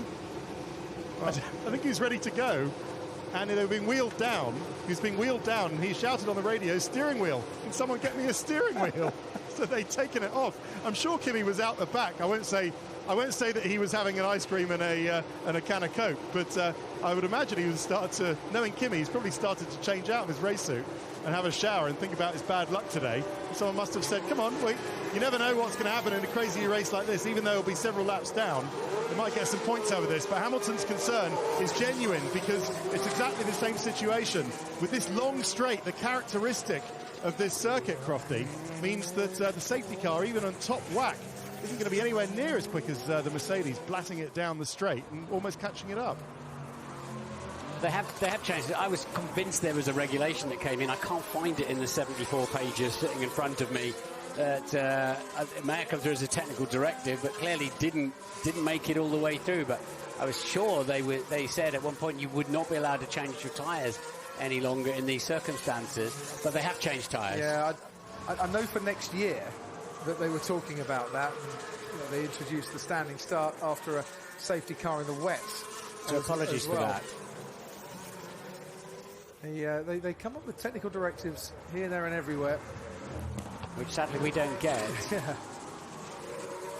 There's one about the 15th of May being the deadline for nominating who you're supplying engines for next year as well. Apparently that might get completely ignored should McLaren want to. Oh my God, I think I have a problem with the car. Oh no. The car is shaking. Maybe not. Should McLaren want to change engine supplier themselves? Let us hope for Felipe Massa's sake that he hasn't got a problem with the car. Safety cars in this lap, so they did. So Perez and Raikkonen do effectively get their lap back. They were talking about Crofty by going out in the normal safety car procedure because they weren't in the fast lane. They've gone out. Perez is still a lap down, though, as is Raikkonen himself. Yeah, but look, they were. Sebastian Vettel and Lewis Hamilton getting close to each other again, but not hitting each other this time, I don't think. So Vettel wants to stay so close to that Mercedes, and Hamilton knows Vettel's under pressure when he gets to the end of the straight. He'd love him to be overtaken. I'm sure he would. Right, weaving away down the straight, and now they can start going once again. But when will Lewis Hamilton decide it is time to put his foot down? There's the yellow flags, no overtaking just yet. They've not reached the safety car line. Hamilton's still weaving about. Now he stamps on his brakes a little bit as the safety car peels back into the pits, and we can get racing. Hamilton then ahead of Sebastian Vettel, ahead of Felipe Massa and his teammate Lance Stroll. And this time, Lance Stroll now makes a move on Felipe Massa, and Daniel Ricciardo's in that fight, and Nico Hülkenberg as well. And Massa's getting sorted out by the pack, and down the inside goes Daniel Ricciardo. What a move from the Australian. He's picked up a couple of places in one corner. Hamilton from Vettel, from Daniel Ricciardo. Then comes Lance Stroll and Felipe Massa and Nico Hülkenberg. And after Hülkenberg comes Kevin Magnussen and Carlos Sainz and Romain Grosjean, completing the top 10. And Hülkenberg fancies a go at Felipe Massa, who may well have problems out there because he's getting caught. And will he get past? No, just blocks off Hülkenberg going into the left-hander. Hamilton's not exactly steaming away at the front, is he either? But utterly brilliant driving from Ricciardo there. So incisive on the brakes and then made it stick just when he got there. A+ for Daniel Ricciardo. He is up into the podium places. He has finished third in the last 3 races. He's there again. Let's have a look from on board. Stroll's got past Massa. Hulkenberg's hanging around. Wow, great control. Right, brilliant, mate. Stay focused. Let's keep it smooth now. Stay ahead. Told you we fancied a podium for this afternoon. If he can hang on there, it'll be 4 consecutive races in third place. As I say, equaling that pointless record of the most consecutive finishes in a place other than first in Formula One. It's been done 7 times before. He might be the latest to achieve that, but there's still a long way to go here. There really is. Fernando Alonso is holding on to 8th from Carlos Sainz and Romain Grosjean behind him. Ericsson ahead of Van Dorn in 12th. Ocon 13th and Bottas 14th after both have had their problems on the streets of Baku today. Right, how fast is this Renault engine? Felipe Massa's in trouble here. Here comes Nico Hulkenberg. Massa's been passed again, and he might get caught here by Kevin Magnussen as well. Magnussen fancies going down the inside. Can he do what Ricciardo's in? Yes, he can. Oh, squirming away. Nico Hulkenberg nearly loses it coming out of turn 1. And there's the McLaren of Fernando Alonso getting involved there on his former teammate as well. Massa has got problems. There's something wrong with the front suspension on Massa's car. You can see it down the straight. It looks so rigid almost. And I think that's hurting him. Something's going on there with Massa's car. Yeah, Alonso's now passed him as well. Oh dear. Was in the podium places just a couple of moments ago. All sorts of bother now for Felipe Massa. Out in front, Hamilton's a second clear, give or take, from Sebastian Vettel. Daniel Ricciardo is pressing on Vettel as well. Very strange, man. I don't know what's happened. The car is shaking completely. Very difficult to drive. Okay, so it's a broken rear damper. Got a rear damper that's broken. Oh, and there's a problem there for Nico Hulkenberg. Look at that front right tyre. He's out of this race, and he's made contact with a wall, or he's made contact with another car, but we saw him squirming around when Kevin Magnussen went down the inside, struggling for grip. Hulkenberg's out, both Renaults retiring from this race. Now Carlos Sainz getting involved on the Williams of Felipe Massa. There's no driving around a broken rear damper. That is why the thing was porpoising, bouncing down the straight. You could see it on the main pit straight, and I can only think they'll have to retire it. It's not an easy fix. Cars tripping all over themselves, it seems, out there at the moment as the Force India of Ocon and the Mercedes of Bottas get past Van Dorn and Massa as well. Bottas has put himself back into the points as a result, and here comes now Esteban Ocon to try and improve on his situation, and he's back up into the points again. Ocon there ahead of Romain Grosjean, as you can see. He's up into 8th place. Magnussen hanging on to 5th. Stroll so close behind. We haven't seen it. The Red Bull with DRS. And there is Massa coming into the pit, sadly. But Stroll must be very close to taking that 3rd place back down the pit straight. Yeah, he was only 3/10 behind Ricciardo when he crossed the line last time around. And the race of his life. We're going to need to retire the car. So, disappointment for Felipe Massa, out of this race. His 2nd DNF in a matter of races. This time it's mechanical problems, not the Toro Rosso. And we can see once again what happened here with Kevin Magnussen. What a move again, Martin. Superb. We've got Raikkonen and Perez under investigation for not working on the cars in the fast lane. Remember, I was telling you they need to be in the fast lane. So they were working on them in the garage, yeah, so they're under investigation for that. Right, this is what's happened to Hulkenberg. Oh dear. Oh, he'll hate it when he watches that one back on the video. I hit the wall. What's the damage, Nico? What's the damage? Front ring. 4 points finishes in the last 5 Grand Prix, not today. Prost. Knows what happened there. That's a shame for him and for Renault. Confirmation then that Kimi Raikkonen and Sergio Perez under investigation for working on the car, not in the fast lane, outside of the fast lane, the pit lane. You saw Lance Stroll very close to Daniel Ricciardo there. And further back, here comes the Force India of Sergio Perez on Romain Grosjean. And Perez puts himself a little further up the road as well. Still a lap down. Can I pass Marcus? If you're quicker, yes, you can pass him, of course. Is that what it's got to at Sauber these days? Has Wehrlein actually got to ask permission to get past the Swedish driver? Is that what all the fuss has been about this weekend? Bottas 9th, Ocon 8th there, Sainz 7th. So a haul of points available here this afternoon. I wonder just how far Valtteri Bottas can get. What a shame for this man. He sat there looking extremely comfortable in third place on the restart. Broken damper, said Felipe Massa on the team radio. And out of this, the Azerbaijan Grand Prix is 258th race in Formula One as the cars continue to sneak their way through the Old Town section to rise to the top of this track before plunging back downhill once again. And it's Hamilton out in front by a couple of seconds from Sebastian Vettel. We're watching the battle for 7th place here. Carlos Sainz in the Toro Rosso ahead of Esteban Ocon, ahead of Valtteri Bottas. Bottas tangling with Raikkonen right at the start in turn 2. Ocon at that very same corner tangling with his teammate Sergio Perez, who was a lap down in 15th. But yet Force India might still bring home some decent points here this afternoon. Yeah, there's only 13 runners ahead of them now. Yeah. And we've only just gone through half distance. Who knows what's going to go on between now and the checkered flag. Hamilton out in front, with the stewards looking at an incident between Sebastian Vettel and himself, and Vettel looked for all the world to turn right in on Hamilton behind the safety car. Kimi Raikkonen trying to unlap himself and getting past Romain Grosjean in the process. They're a long, long way down, both Perez and Raikkonen. Fernando Alonso still in the points, currently running 6th for McLaren. Bottas is 15 seconds off a podium now.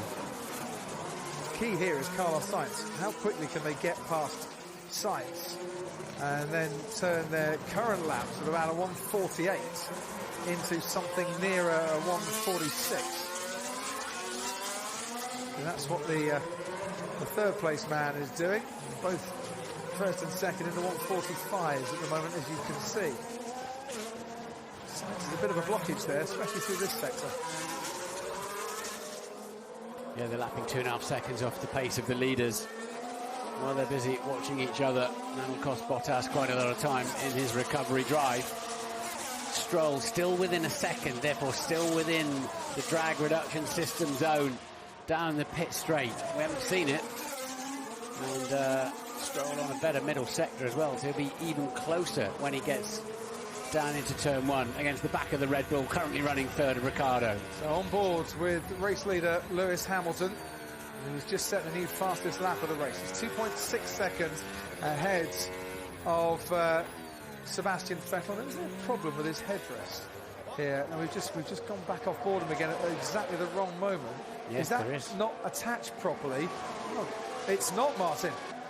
It's not. Now that is not going to work itself back down again whilst that car is driving at high speed. No, when he's got back in the car, that's not located on the back. I tell you what, if that flies out, he'll be obliged to pit. He's not expecting to pit again in this race, but the FIA will not let him carry on without the head protection. Well, they might not let him carry on, Martin, before it flies out, if that makes any sense as well. Would Charlie Whiting see that at race control and say, look, that might be a bit of a danger, you should come in and change that before something actually happens and it gets serious? Ted, down to you.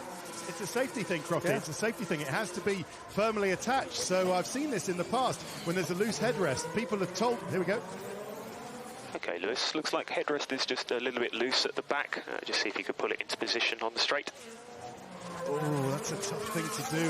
There is a sort of... Well, he is trying to do it, as you can see. The thing is, Martin, at top speed, with all sorts of G-forces going on there, your hand doesn't really want to do what you're asking him to, and all he's doing is just squashing the headrest material rather than forcing it back down. Yeah. It's lifting up with the air pressure, and I've seen this in the past. They just have to bring him in and get some gaffer tape. I mean, all right, Sebastian Vettel might be under investigation, but it looks like this investigation for the clock, Crofty, for the road rage is going to be after the race. Right. They're going to have to hear from Hamilton on that, aren't they? Yeah. Oh dear, look. It'd be better just leaning his head back. His head is all connected, it's all the same piece. If he just leans his head back, but that... So it still seems to be lifting. Just pull it down, knock it back with your head. He could do with a safety car. I don't think it's possible for Lewis to reconnect that. Sorry, Martin. Ocon has got ahead of Carlos Sainz. Esteban Ocon up into 7th place now in the Force India. Valtteri Bottas, the next one behind Carlos Sainz. And they all get a bit of DRS, except Ocon going through there. They are in Mercedes. They're standing by with the new headrest. Toto Wolff can see his driver out in front, but there might just be a bit of finger trouble there, or a headrest not connecting that could deny Lewis Hamilton victory here. Absolutely, Ted. What a race this is. It's incident everywhere you look at the moment. Vettel under investigation for road rage. Hamilton's got a problem. Yes, that looks like it can't go anywhere, Lewis. So, yeah, just keep doing what you're doing. If this thing comes off, what's happening? We're just having a look at it at the moment. Yeah, we don't want to be talking about that over the radio. Lewis basically is that response. So Vettel under investigation. Hamilton with a headrest. What will the FIA think about that? It's still in position. It's located comfortably beside his hands at the front, as you can see. That's not him anyway, but it's located fine in the front. But somehow the locating pin at the back is not in. 8 different constructors running in the top 8 at the moment. Feel the width, feel the vibe, feel the variety here in Baku this evening. 22 and a bit seconds, 22 and a half seconds between Hamilton and Bottas, who's still stuck behind Carlos Sainz. Esteban Ocon is now catching Fernando Alonso in front of him.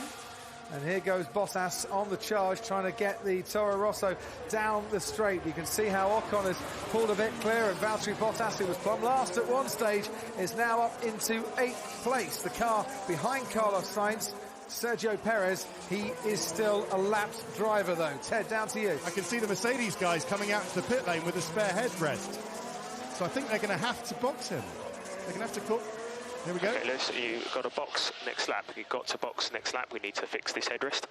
It's a safety issue, Crofty. Oh, my goodness. Absolutely. From the race, Lewis Hamilton is going to have to box him. Was it Silverstone 2003? David Coulthard had an issue in his McLaren with a headrest. I think that flew out on that particular occasion. We've seen it happen before, but you can't do that, Martin, down every straight, can you? Not at 220 miles an hour.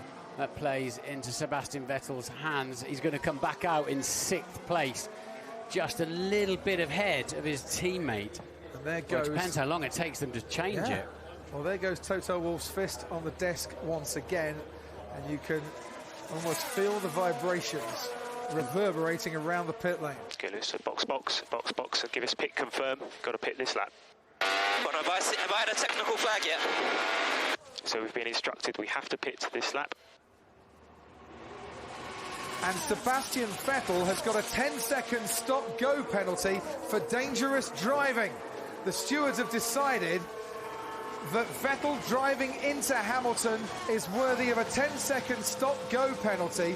So whilst Lewis Hamilton comes in and thinks that all is lost here, maybe for the lead or for a reduction in the championship lead today, it might not be lost just yet. That's a half a minute that's going to cost Vettel. Stop-go for the full 10 seconds. Ricciardo and Stroll are now fighting for this Grand Prix victory. Oh, what a race. Well, we sat here in the commentary box, Martin, saying what a straightforward race this is going to be today. How wrong we might have been. Perez unlaps himself. Hamilton comes back onto the track behind Carlos Sainz. And behind Bottas even. Could Bottas yet win this race? The amount of time it took him to change the headrest. So he's down in 7th place. We have a 10-second stop-and-go penalty for dangerous driving. And we need to pay it in 2 laps from now. When did I do dangerous driving then? I can't imagine. quite sure how Sebastian Vettel could conjure up the nerve to ask that question. Yeah. So it was sometime in between when you hit Lewis Hamilton and when something flew off the car. So Vettel, when he loses a half a minute, will come out in 9th place. And Bottas then is, let's say Ricciardo's about to be leading this. Bottas is 17 seconds off the lead of the Grand Prix now, and ahead of Hamilton. And time to keep reeling them in. Sebastian Vettel goes past the start-finish line and carries on his way from Daniel Ricciardo and Lance Stroll in the top 3. Can you give me an explanation when I did dangerous driving? We speak after now. Keep your head down and mode box. Somebody needs to just be strong here and say, yeah, when you hit Lewis Hamilton, that's why they've given you the penalty. Don't fudge the issue, just tell him. Hamilton gets past Carlos Sainz. I'm not trying to be harsh on Sebastian Vettel here, but it looked to us at the time, Martin, clear as day, that he drove straight into another car. And when you do that, you're going to get punished. Yeah, they've got to make an example of that. They can't let that be a precedent, I'm afraid. So it's all about the World Championship as well, isn't it, with those two? Right, this is all about the battle for 5th and 6th at the moment. Okay, mode box for serving the penalty. It will be in front of Hamilton. We'll be tied with Hamilton. We need everything. Right, Alonso ahead of Esteban Ocon. To me, the reason why you tell Sebastian Vettel now is say, right, this is why, forget about it, get on with the race. Yeah, I guess you're right. It might clear his head, actually, but he doesn't want an argument over it. So they've been served the penalty. So they're allowed to cross the line 3 times, the finish line 3 times once they're notified of the penalty. That's why you have to get in and get it done. And whilst we see this battle between Alonso and Ocon, just ahead of them is Kevin Magnussen, running 4th at the moment for Haas. And we saw that great move into turn 1 from Magnussen. Absolutely amazing job. You are in 4th position. He is doing a splendid job. At the moment, if he finishes 4th, that'll be the best result Haas have ever come up with. Could he be on for a 2nd career podium? Here comes Vettel, down to 10. He's right in front of me. Let's see what he does. Is he doing any kind of hand gestures? So I love that you could hear Maurizio Arrivabene in the background of that radio transmission saying, talk about it afterwards. Because, of course, he can remember how Mexico last year, can't he, Crofty? And how irate Vettel got at that moment. And how that almost got him a race ban. It's going to be so tight with Hamilton. It is. Hamilton coming down the main straight. We can see there Kevin Magnussen. Behind him, Esteban Ocon. There's Fernando Alonso. There's Valtteri Bottas. Here comes Sebastian Vettel. Sergio Perez. He is just ahead of Lewis Hamilton with the lapped Sergio Perez in between them. While that's going on, Kimi Raikkonen's going to be coming into the pit lane again for a drive-through penalty for breaking Article 41.5 of the sporting regulations, where unless you're asked to do so by the FIA, you can't be moving your car out of the fast lane while the race is suspended. Sergio Perez has got that punishment as well. Yeah, it's just under 20 seconds to drive through the pits without stopping for tyres. So Vettel then is Ricciardo leading by 3 seconds over Stroll. Magnussen and up to 3rd. 10-second penalty is not enough for driver behaviour like that. You know that, Charlie. And Lewis Hamilton wanting still to give his version of events on it as well. So, because it's a 10-second stop and go. Yeah. Not just 10 seconds added to the time, which is another one of the penalties available to the stewards. Did Danny Kvyat get both of those in Canada? Sequentially. It really was unfortunate for him. Ricciardo from Stroll then. And if you're Williams at the moment, I'm not quite sure what you're saying to Lance Stroll, because you don't want to unnerve him, you don't want to make him, tense up a little bit, but he's running 2nd in what is his only his 8th Grand Prix. We're on board here with Valtteri Bottas, who is behind down the main straight and not behind now, Sergio Perez. There's Sebastian Vettel and Lewis Hamilton. Just ignoring all the blue flags. And Hamilton wants the Force India out of the way. That's an old radio message, I think, that one. Who's getting blue flags then around? Well, Perez would have been the one getting the blue flags. but they pitted him, so he's out of the way of it now. Bottas ahead of Alonso. So this is amazing, isn't it? Bottas, Alonso, Vettel and Hamilton all lined up now. 5th, 6th, 7th and 8th. Alonso, the cork in the bottle there, I'd imagine, for Vettel and Hamilton. Do you know what? This is the first time this season Red Bull have led a lap. Extraordinary. Which is quite a thing for a team that got rather used to staying out in front. Yeah, and Ricciardo was 17th on the 6th lap. He was way back down there, wasn't he? This is absolutely amazing. Ocon behind and Stroll in front. You're doing an excellent job. Yeah, so Kevin Magnussen up into 3rd. And at the moment, on course for a 2nd career podium. Ted, down to you. Yeah, but Ocon's going to get him. Ocon is very close and lapping faster. The off and on, it's very, very close. But otherwise, I'm just looking down towards a nervous Red Bull pit wall. Are they going to on set to win this race? It's the best chance all year, isn't it, Crofty, to actually win the race? Then we're going to have, never mind one shoey with Sir Patrick Stewart, we're probably going to have shoeys all round for Daniel Ricciardo. Stroll, we'll see how that goes. He's in a good place, considering that Magnussen and Ocon are going to get very close to each other, and has got a good but hang on, Ted. Alonso and Vettel into turn 1. Alonso defends for all his might. Alonso stays ahead of Sebastian Vettel, and now Lewis Hamilton switches to the inside. Thought about it for a moment. Now Sebastian Vettel goes down the inside, gets past Fernando Alonso. Has Hamilton got some decent acceleration and traction out of turn 2 to power down that straight and get past Alonso? He has. So Sebastian Vettel still ahead of Hamilton, but for how much longer? Well, they're going to have to survive that order for a few more corners to go, because Hamilton now up into 7th, Vettel up into 6th, and Fernando Alonso down into 8th. Next man up the road for these two is Valtteri Bottas in the Mercedes. How's that going to play out? Well, Bottas is on a charge to try and keep up with Esteban Ocon.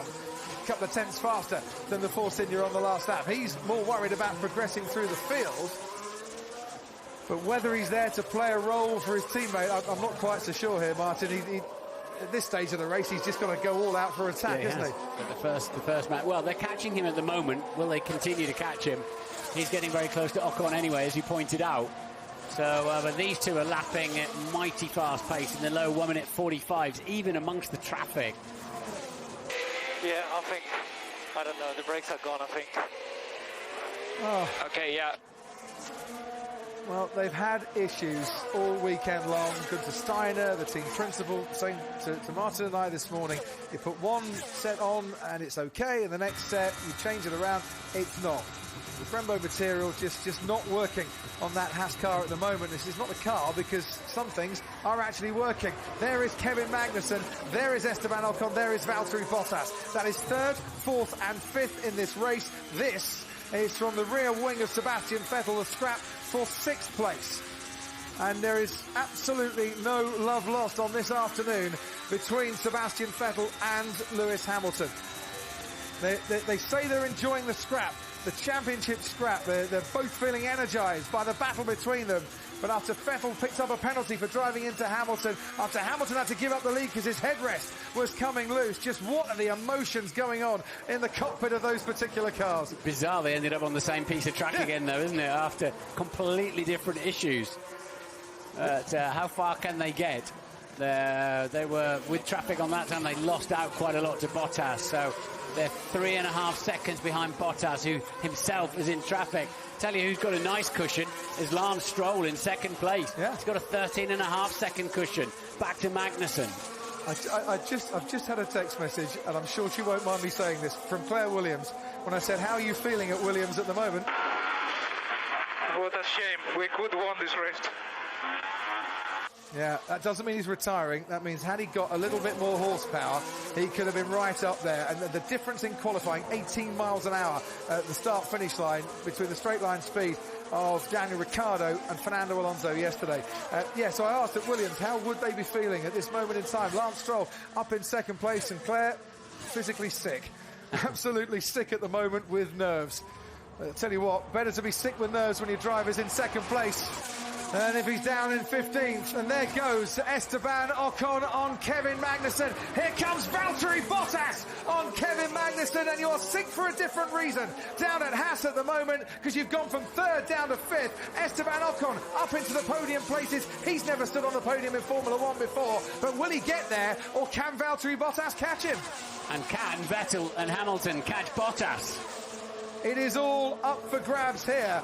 And that cushion that Lance Stroll is building himself between him and Esteban Ocon, and that might be the most comfortable cushion in these parts. Meanwhile, down at Sauber, Ericsson on the right-hand side, Wehrlein on the left-hand side, getting way too close and colliding with each other. And I hope that is not going to cost them, because at the moment, Marcus Ericsson is into the points, hasn't scored points since Monza in 2015, and he's currently running 10th, just ahead, or side by side, of his teammate. Alonso in the points position as well, yet again, for McLaren. Van Dorn in P12, he's not out of the question either for a point in the other McLaren. But the laps are getting down there now, Crofty. 13 to go. 14 with this one. And what can happen here then? The championship points as they stand at the moment, Sebastian Vettel would increase it by 2.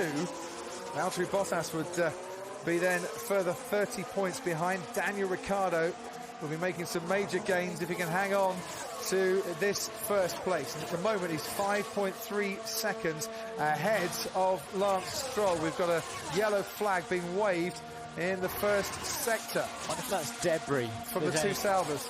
Yeah, when they touched. Right, here we go. Sebastian Vettel on Kevin Magnussen. Vettel makes that move look very easy indeed. Puts himself up into 5th place. Hamilton now, well, looking a little bit easier as well. I hope Magnussen hasn't got a problem there. But Hamilton sweeping past him. He didn't really put up a fight there, Kevin Magnussen. I hope he hasn't got brake issues in the way that his teammate Romain Grosjean has. Grosjean down in 13th place, still running in this race. And behind him, Perez and Raikkonen a lap down. Whatever speed you're going, Martha, at this rate, if you can keep running, you still actually might score a point. Just if you can get home. Look at that, Vettel then really closing in on Bottas, dragging Hamilton with him. The Ferrari's got the better pace at the moment of the two Mercedes, over the two Mercedes. Stroll, a comfortable 2nd place. Well, it must be the best place for him at the moment. The fact that, you know, the leader is quite a bit ahead and there's nothing coming up behind him. You know, you can manage that as a team in the conversations you'll be having with him. He's been comfortable, hasn't he, on this track? And all since that private test that he had in Austin after Canada as well. There's his father, Lawrence Stroll. Was having a chat with him this morning. And he was saying, you know, as a racing dad, you know, you're not in control. The nerves get you all the time. Steady lap from Ricciardo up front. And why might that be? He's not in traffic. There's Ricciardo. One glimmer of a problem with that Red Bull. Right, here's Ocon and Bottas. Ocon was in the podium places. Not anymore. Valtteri Bottas, who tangled with Kimi Raikkonen on the 2nd corner, is now back up into the podium places. This is going to start putting pressure on the two out front now. The kind of pace that Bottas and Vettel and Hamilton have in the 1:40 44s will mean they've got to engage back up the front again. It's going to be so close at the end of the race. 11 laps to go. Bottas was about 2 seconds quicker over the last 4 laps than Lance Stroll. And on board with Esteban Ocon now. Could have easily been in the podium places had he not have tangled with his teammate Sergio Perez, had that debris not come off that incident and, you know, prompted the red flag as well. Yeah, 3/4 of the drivers tonight are going to be, this is an if-only day, isn't it? Yeah. We have lost from this race Jolyon Palmer, Danny Kvyat, Max Verstappen, Nico Hülkenberg and Felipe Massa. Raikkonen and Perez are both a lap down. Bottas is up in a 3rd after running last when they had to change his front wing after he crashed with Kimi Raikkonen on the second corner. Lewis Hamilton was leading this race right up until the moment his headrest started coming loose and he had to pit, and he's now down in 6th. Sebastian Vettel was leading this race, but he had to come in for a 10-second stop-go penalty after driving into Hamilton and driving dangerously in the opinion of the stewards and getting a 10-second stop-go penalty that for the life of him he couldn't work out how he managed to get.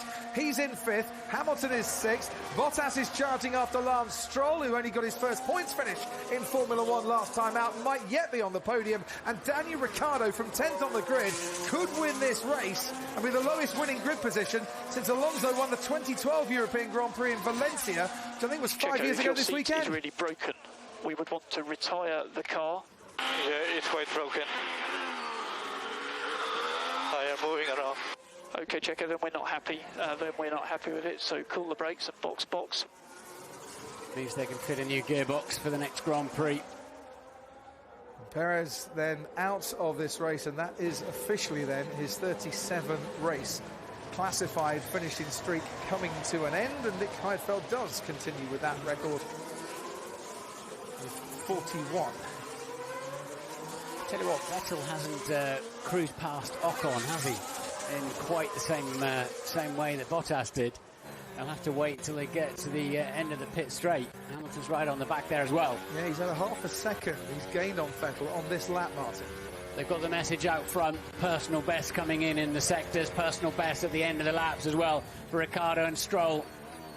Bottas, the fastest man on the track at the moment, though. He's got 12 seconds to make up on Lance Stroll. Ted, down to you. I'm looking across the pit lane to Paddy Lowe and Rob Smedley on the Williams pit wall, and they're just nervously looking at the lap times. Stroll is responding to Bottas's fastest laps, but it's not enough. It's not enough to keep P2 at the moment by the end of the race. It looks like Bottas is going to be right with him in about 8 or 9 laps' time. If he can keep it to a second a lap difference, he's all right. But there goes Sebastian Vettel on Esteban Ocon. Sorry, Martin, into turn 1. He's picked off another place, has Sebastian Vettel. Now, last time we saw this, when Vettel got past Kevin Magnussen, Hamilton was able to keep pace with Vettel and get past Magnussen quite quickly. But I get the feeling, Martin, this is going to be a much tougher ask, because that Force India has exactly the same engine in the back of it, and he's not making life easy by any stretch for Lewis Hamilton there. Ocon's keeping good enough pace, though, to keep Hamilton in touch with Vettel, and Hamilton will have to wait, I think, till the end of the pit straight down in the braking zone of turn 1. He'll have a good chance then to boost his way past and use the DRS. So how far behind Bottas is Vettel? A good couple of seconds, by the looks of it. 3 and a bit, actually. Yeah. 11 seconds, the gap between Lance Stroll and Valtteri Bottas, as we see Sergio Perez walking out of the garage and back towards the hospitality unit, which means Kimi Raikkonen is now the last man in this race. We've only got 14 running. We've only got 13 running on the lead lap. Van Dorn's catching the 2 Saubers as well for a squabble over the final point. Yep. The 2 Saubers losing a little bit of pace. Still Ericsson ahead of Wehrlein. That is for the last points place. And McLaren, see at the moment McLaren scoring points in 8th place would take them level with Sauber. If Ericsson could then get that 10th, keeps them 1 point ahead of McLaren in the Constructors' Championship, I think they would be ahead Sauber, because they've had more 11th or 12th or 13th place finishes. But if they want to stay 1 point ahead, Ericsson's got to stay where he is. Now, the fastest lap of the race from Valtteri Bottas as we're on board with Lewis Hamilton, and that's Esteban Ocon ahead of him, and Hamilton's going to go and try around the outside into turn 1 of Esteban Ocon. He's putting faith and trust in the French driver there that he doesn't get squeezed into the wall, and it wasn't by much that he managed to navigate it. Hamilton is up into 5th place. Risky, brave, but it worked.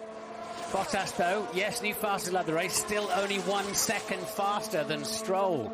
And he's now 10.4 behind with 9 laps to go, including this one. And out in front, avoiding all the nerves and the tension from people pressing down on him, is Daniel Ricciardo. Through the castle section we go. The man who hasn't won since Malaysia last year, for a team that hasn't led a single lap in 2017, is he on course for his 5th win in Formula 1. And a win that, let's face it, after he crashed in qualifying yesterday, Martin, would have possibly been the last thing on his mind. Yeah. And to remind you, P17 at the end of lap 6 was Daniel Ricciardo. Bottas half-second up in the first sector over Stroll. Stroll's had a so-so middle sector, another half-second then in the middle sector. Bottas over Stroll. Is Sebastian Vettel still gaining a bit on Valtteri Bottas? No. Nerves there for Christian Horner. Foot tapping away. There is the championship leader. Red 5. Sebastian Vettel for Ferrari in 4th place, where he started, and so much has happened in between. Okay, mate. It's brilliant stuff. Very good job. It's been a super drive, it really has. The move into turn 1 after the restart, Martin, was just sublime. Gave him the right track position. This young man has done a fine job today as well, hasn't he? In his 8th Grand Prix. To me, he's done a very calm, measured job all weekend long. We saw him ahead of his teammate in practice. We saw him out qualifying Massa for the first time and just kept his nose clean. It's a tough race for everybody to keep their heads because red flags, safety cars, incidents. Okay, lads, so we need green sectors every lap now. Yeah, it's just so he doesn't get too comfortable. The gap under 10 seconds now. Yeah, 9.2. Vettel's really only just edging up to the back of Bottas now. So they might all arrive in the mirrors of the Williams right at the end. That's going to be very touch and go. And you would hope then that Pirelli's projected life, 30 laps on the super soft, it's going to be round about 7, going to be about 34 laps he's done on those super soft tyres. You hope that there's enough grip left in them. And that's the gap between first and second. We haven't had a Canadian on the podium since Jacques Villeneuve, the German Grand Prix in 2001. Valtteri Bottas in 3rd at the moment, seems to have the pace to keep Sebastian Vettel at bay. Vettel's just gone faster, but only by 1/10 of a second on the last lap. Hamilton has gone significantly quicker, actually that's 2/10, not 7, than Sebastian Vettel. He's a 1.5 seconds behind, needs a bit of DRS assistance. The trouble is they don't want to put Lance under too much pressure. A 3rd would do just fine, I reckon. Points on offer if you can get both Saubers. And Van Dorn still catching the 2 Saubers. He's got about 2 seconds, about 4 seconds to make up in these last few laps.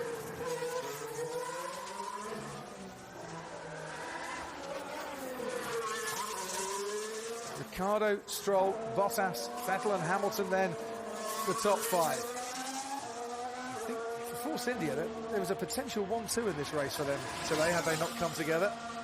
Only Hamilton and Vettel were ahead when they had that collision. Yeah, that's cost them very dearly, hasn't it, at Force India? And I don't really think that was about letting drivers race or not. It was just restart, 2 into 1, didn't go. Ocon a bit punchy against his teammate. It was unfortunate. The stewards decided Bottas didn't do anything wrong on Ricciardo, and it looked like Ocon had clipped the same bit of curb and got thrown sideways as Perez had. And the stewards haven't taken any action, that's for sure.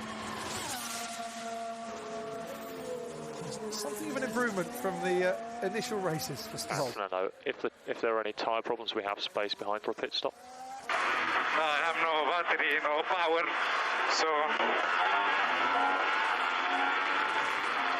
yeah, you have to risk a lot in the corners. Okay, understood. We know that. It's P9, first points for the team. Let's bring it home. You've done a good job. Yeah, Carlos Sainz has got past Alonso, and there's about 37, 38 seconds back to the 2 Saubers. Well, they got 5 laps for that engine to hold together and score their first points of the season as well. All the focus has been on Fernando Alonso. A lot of focus on Fernando Alonso this week. Is he going to stay? Is he going to go? If he's going to go, where can he go? Bottas wants second. He's got to go faster. He's got the gap down now to about 6.5 seconds. How tense are they down at Williams? Haven't been on the podium since Canada a year and 13 days ago. And Valtteri Bottas, the man chasing Lance Stroll down, stood on the podium that day. Even if Bottas catches Lance Stroll, I still think that he should make it onto the podium, but second place today, what a reward that would be for the team. Second, third, fourth and fifth are all going to be within sight of each other down the long pit straight on this lap. Yeah, but it is a very, very long pit straight. There we go, first and second and third. That's how long this straight is. Guys, if Valtteri's not fighting anyone ahead, you need to have him slow down just enough that he gives bad weight. That's not going to work, Lewis. I see your thought process, but try and back Vettel into me is what he's saying, but there's a P2 up for grabs. Ted, down to you. Just a quick one on Sauber for the last points-paying position. If this stays the way it is and Wehrlein can't get past Alonso, then they're going to switch it back because Ericsson let Wehrlein through. They'll switch it back and Ericsson will get his first points of the year. Excellent. Thank you, Ted, for clearing that one up. So he lost 1.4 last time. Copy, Lewis. Valtteri's trying to catch Stroll. We don't want to give Vettel the DRS. Good thinking. I'm rather looking forward to hearing from the drivers at the end of this race as well. They're going to be getting angry. What happened? What went on in that race? Because it's actually quite hard when you've got all the stops and starts and the goings on to follow everything. Especially with the weird extra pit stop that both Hamilton and Vettel had to make. Vettel's only got himself to blame on that one. So what do you think it's going to be in terms of the top five after this race? Smiling a lot, possibly a competition between the top two as to who smiles the most. Smiling, because he's managed to recover a podium. Bewilderment and fury. Yeah, I don't think Ocon will be a bit sheepish as well when he gets back in from P6. Magnussen will be ecstatic. Sainz has had a solid afternoon, considering he was pointing in the wrong direction on the exit of turn 1. 4 to go, 4 laps to go. And the battle for third place between Sebastian Vettel and Valtteri Bottas, 2.5 seconds, because Vettel just set a new fastest lap. Oh, he went wide there. The back end stepped out on him, did Sebastian Vettel. Really carrying a lot of speed. And that's going to give Hamilton a little bit of hope. Drivers' Championship points, 14 it'll be, the lead. Okay, let's stay focused now, let's stay focused. 4 laps to go, this is good. Nice and relaxed. Stroll lost 2.8 seconds in the last 2 laps. But he's got that cushion, hasn't he, of 4 and a bit seconds to Valtteri Bottas. But is it enough of a cushion? It's not enough now. It's not enough now after the last couple of laps, unfortunately. It's put him in range. But as long as they doesn't lose too much time, he should still be ahead of Vettel and Hamilton. And I think Kimi Raikkonen's about to retire from this race. He's just come into the pits. The man who was running last is out. And then there were 13 runners. Unlucky for some, but not for Daniel Ricciardo. Continues to lead here as we tick past 7 o'clock in Baku this evening. And this was down at turn 1 a few moments ago. That was the bit I was talking about. Massive oversteer in the middle of the corner. He didn't lose as much time as it looked like he might, actually, in that slow-mo replay. Car number 8, Romain Grosjean, looks as the leader passes him, Daniel Ricciardo, and laps him with 3 laps to go. The gap between Ricciardo and Stroll, 6.1 seconds, but it's the gap behind that we're worried about, or Williams will be worried about. 3.2 seconds. Hamilton has gained a couple of tenths on Sebastian Vettel, or in that last lap, actually a bit more than a couple of tenths. Carry that on, he might just get a bit of DRS assistance. Stroll's now got those 3 in his mirrors for the teenager to think about. He'd be better just looking out the front, I reckon. Yeah. You don't want to see what's coming up behind you. You just want to know that you've got, 12, maybe 15, 16 kilometres to go. Doesn't sound like much, does it? It's a good stroll, 16 kilometres. Bottas half second up in the first sector and dragging this pair with him.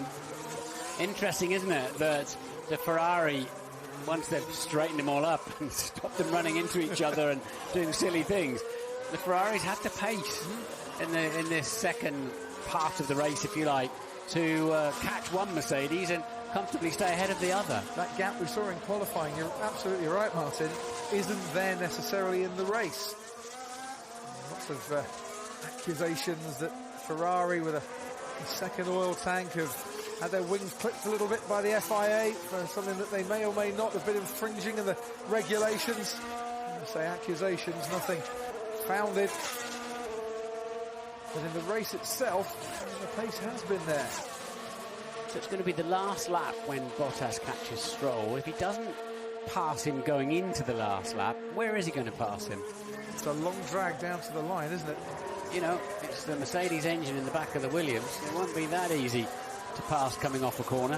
2.2 seconds with 2 laps remaining and a second faster Valtteri Bottas on that previous lap. So it will be the last lap then. He catches him. What can he do about it? What he needs, Valtteri Bottas, is to get within a second by the time he gets to the next DRS detection point. Talking about within a second, Hamilton's got DRS on Sebastian Vettel. He's actually got that gap under a second now. 10 seconds covers the top 5, 10.8 at the moment. Race of the season, this one. Ricciardo's steady out front. He's not under any pressure, and that is Grosjean trying to keep out of the way. Now he's now really in the way at a really bad time. Well, do you know what? Fair play to Romain Grosjean, because if he'd have stayed ahead a little bit more, there's no chance of keeping out of the way here. That's how the blue flags can absolutely ruin someone's race. On this occasion, you know, Grosjean did well to keep out of the way. He wasn't fighting or scrapping with anybody. Has it slowed Vettel down? Has it slowed Hamilton down?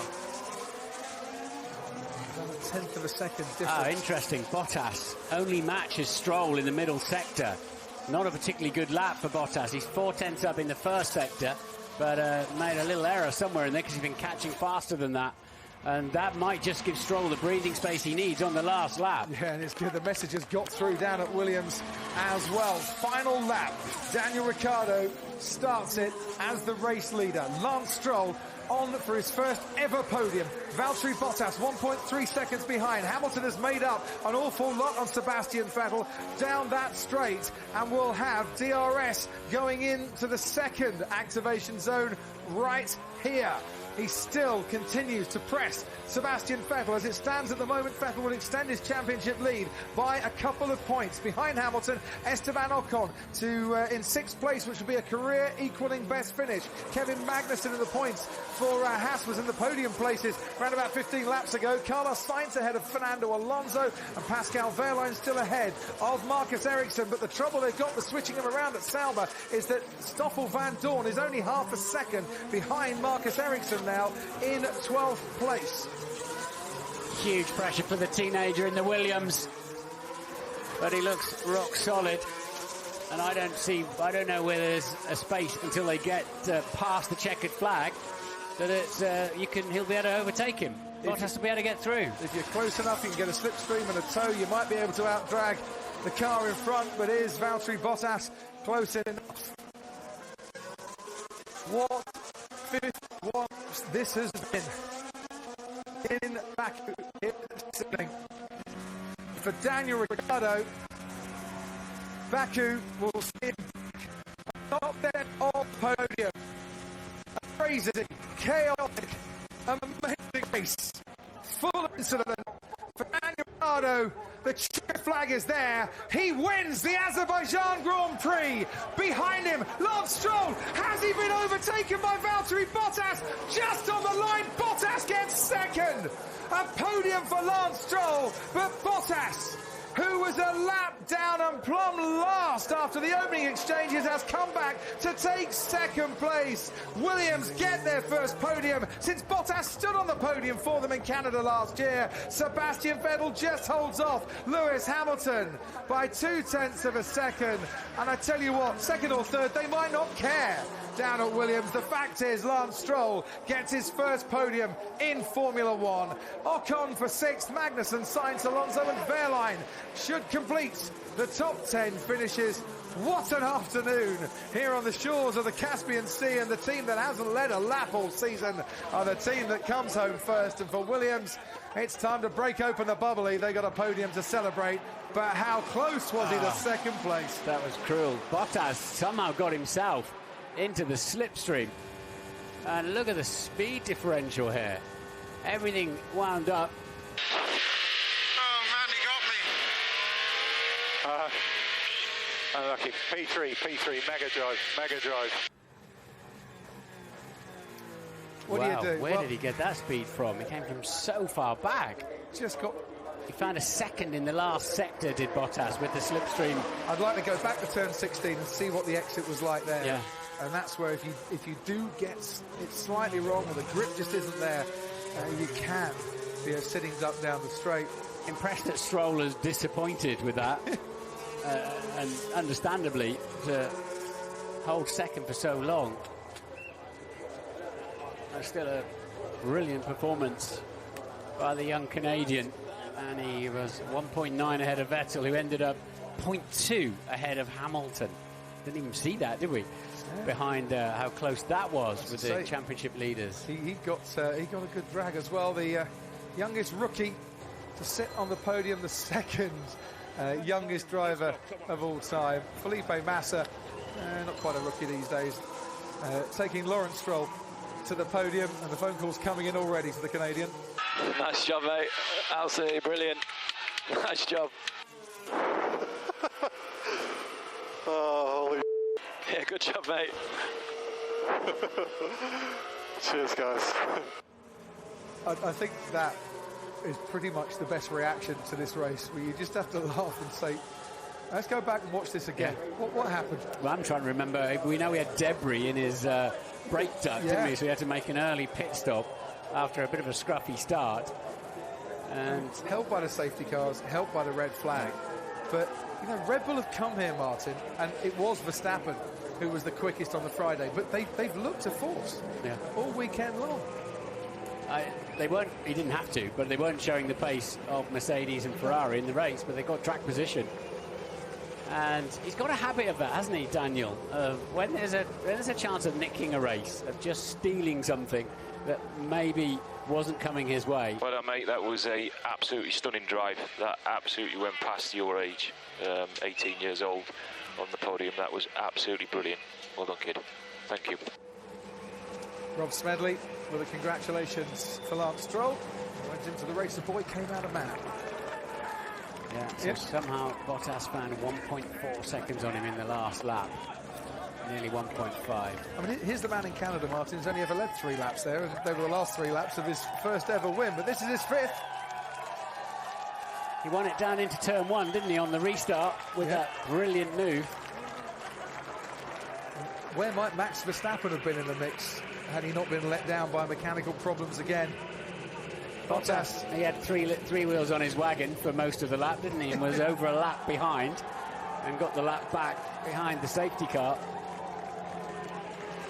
And amidst all the celebrations here, rightly so for Ricciardo, and for Bottas and for Stroll, I haven't seen Lewis Hamilton or Sebastian Vettel yet, because there's a story there that will emerge as to... Well, Vettel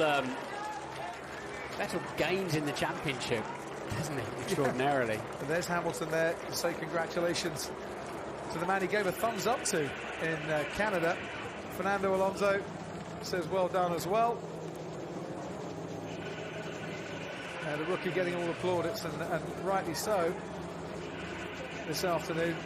But Hamilton's headrest came undone. That's what cost him the lead of this race. Sebastian Vettel took over, but had that 10-second stop-go penalty. And there will be much talk of that, I'm sure,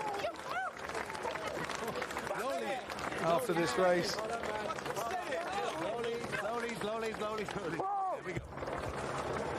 It's very difficult to get a young 18-year-old to calm down when he's just got his first podium. What about the 27-year-old Daniel Ricciardo? Oh, shit. Apologies for the language. We'll be talking about this race for a while and into the future, Crofty. Sebastian Vettel stays in the lead of the Drivers' Championship. Hot-headed day, last race in his 20s. Well, that was fun. That was very fun. Thanks.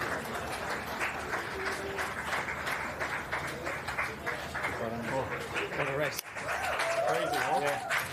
You came from, I had a bunch of first lap and still managed to do second. Crazy. And you got here on the finish line?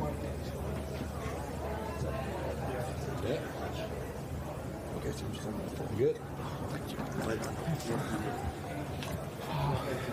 That was a close one, buddy. That was good. Thank you. Thank you, man. Just have it. Well done. Good job, buddy. Good job. Thank you. You too. Crazy, huh? It was a good one. He went for it in T1. It was good on the restart. It was like 3 wide or something. It's good. Oh. Wow. Crazy. That was a fun race. Hopefully everyone enjoyed that. I think so. That's what we expected last year, huh? Yeah. All these things. I enjoyed it. I enjoyed it. You did too. Wow. It's crazy. Yeah, I was 1 lap behind us. Yeah, I saw you overtook the safety car, right, to get back. Yeah. But then something happened with Lewis and said, safety car. Lewis's headrest or something. On the last lap, I'd like overtake everything. I was like, come on! Should we? Rob Van Loven had that. Lewis Hamilton was saying that as he approaches the line, he sometimes ducks his head down in qualifying, trying to break the timing beam a little bit sooner. That's about the only thing Lance Stroll didn't do as he raced to the line. And the margin between Bottas and Stroll, 1/10 of a second as they cross the line.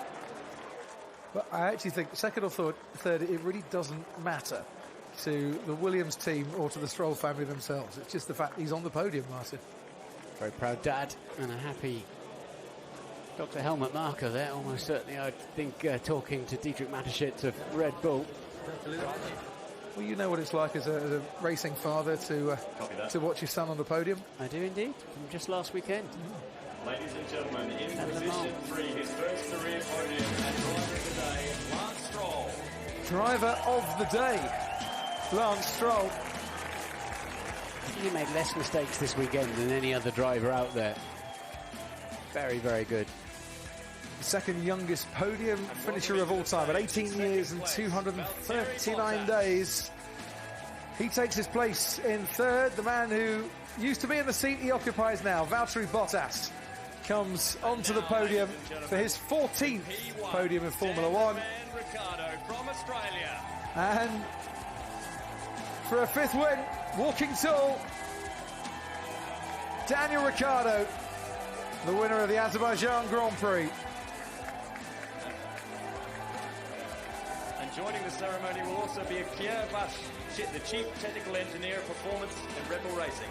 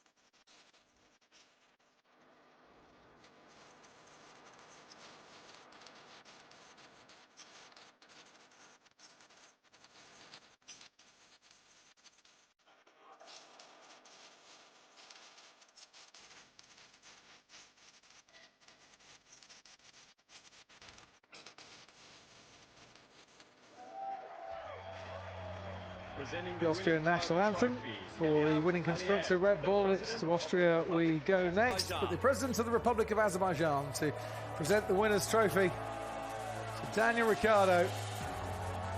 Presenting the winning constructor trophy, Merivan Aliyeva, the Vice President and First Lady That, of as we mentioned, Azerbaijan. hadn't led a lap in 2017 before today's chaotic race. The Vice President and the First Lady presents the winning constructors trophy. In second place, the second place trophy presented by Azad Raminov. He was a lap down on lap 12 of this race, was Valtteri Bottas, and he was last. He comes home to finish second in the constructors title. Mercedes now with a 24-point lead over Ferrari. The president of the Azerbaijan Automobile And a moment Lance Stroll will never, ever forget. He might have got pipped on the line by Bottas, but he still was there. Third place in his first podium in Formula One. Sebastian Vettel will extend his championship lead to 14 points, but it wasn't the championship contenders who finished on the podium. It was a podium full of smiles and passion after a great race here in Baku. And for Daniel Ricciardo, the season has come alive here this evening.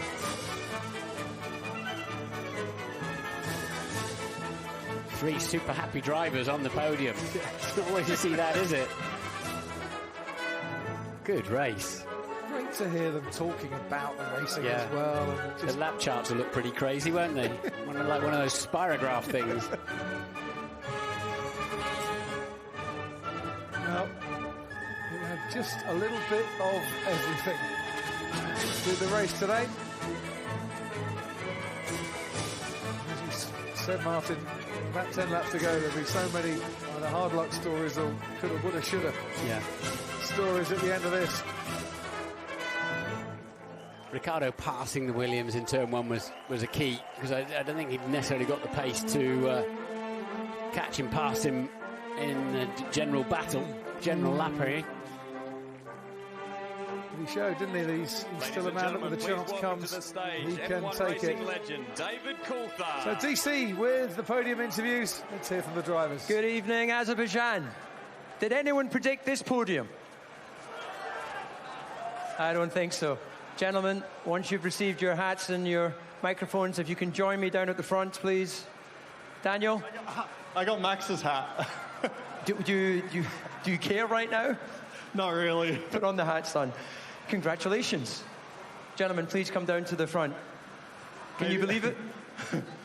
What was that, sorry? Can you believe you won the Grand Prix from 10th place? Not really. And yeah, it was a crazy race. We knew the podium was a chance after the restart. But then, yeah, we heard obviously the problems with Lewis and Seb, and it was just a crazy race. I made an unplanned pit stop at the beginning. After a few laps, we had some debris, I think, in the brakes, so we had to stop and clean it. And we dropped back to, I think, 17th place. So did I think then I would win today? Absolutely not. I would have put all my money on it that this was very unlikely. But yeah, crazy race. This is the race we expected last year. With all the safety cars and all the chaos, and we got it this year. Well, it was a fantastic comeback from a difficult quality. You kept your chin up when we spoke to you after putting it in the wall there, so it goes to show you never give up. Yeah, it was obviously yesterday I was, disappointed with the mistake, but hey, that's, I guess you got to make these to try and fight for that last little bit, and I knew today would be a different outcome, and yeah, I said it yesterday, we had to stay out of trouble, and it certainly paid off today. So big thanks to the team, Red Bull Racing. Was nice to get one car home and on the top step. So thanks, guys. Thanks, everyone that came out. Well, Daniel, great stuff. We're going to come back to Lance in a moment. I suspect this man feels like he won this Grand Prix. But coming to Valtteri, right on the line. Now, you were a lap down in last place, and you come through and deliver a result for the team. So you must be mighty relieved. Yeah, what Daniel also said, it's just a crazy race, so much happening. And yeah, I was one lap down in the beginning. During the safety car, had to overtake everyone, catch them again. But I think this just shows that never give up. You never know what's going to happen in the race. So just kept the head down, kept pushing, and team also managed to, during the red flag, fix the car a little bit. So they did a really good job on that during that, and really enjoyed it, and just had fun. But shame Daniel in the end wasn't too far away anymore. But you know, taking the circumstances, what happened in the beginning, it's a good result for us. Well, just tell us about that. You seem to be magnetically drawn towards your countrymen. You and Kimi came together. What's your view from the cockpit? Yeah, you know, going into turn 2, I was on the inside, he was on the outside, and yeah, there was no space for me to go apart from over the curb. And when you go over the curb, the car obviously jumps, and just couldn't keep the line. So I think another racing incident, to be honest, but it's just unlucky that it's me and Kimi again. Sure. No, Kimi took full responsibility. Okay. No, he didn't. But great to see you believe that for a moment. Right, ladies and gentlemen, the man that's going to feel that he's won this Grand Prix, the youngest ever podium finisher, Lance Stroll. Fantastic. Put it there, buddy. Excellent. Now, thank you. Feel free to show all the emotions. You can see your father down there, the man that supported you at nearly every race. In fact, every race he's been with you. So it's all come good in the last 2 races. Yeah, I'm just lost for words right now. I don't even know what to say. I can't quite realize what just happened. It was a hectic race. People, you know, crashing, and we just stayed out of trouble. You know, I just kept my head cool and took it to the end, and our pace was good. Just lost out to Valtteri there in the end. I think that was probably one of the closest finishes of all time. So yeah, we were side by side crossing the finish line, but what a race. I mean, I couldn't believe coming into the weekend that I'd be standing here on the podium. It's so amazing. Well, I know your father's got broad shoulders, but I can see a tear in his eye from up here. Yeah. So I think you're going to get a monster bear hug when you come down from there. Just the whole team. I mean, yeah. It's amazing. You were voted by the fans of Formula One as the driver of the day as well. So you've really punched through now and connected with the public.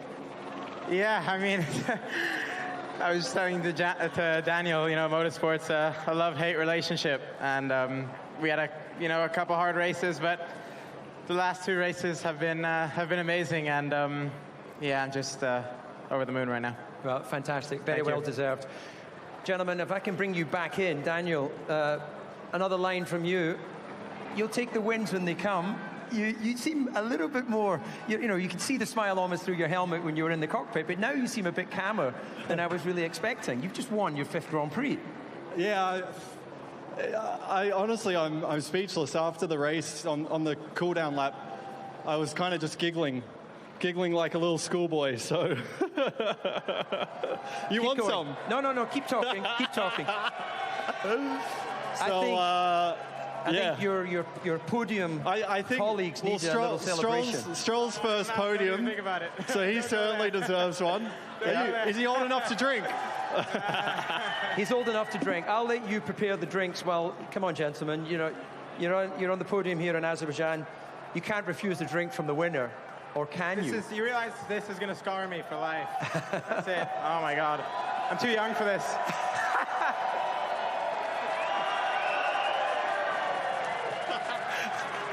Well done. Great sport. Valtteri, are you partaking? Oh, there's like some dirt in there as well.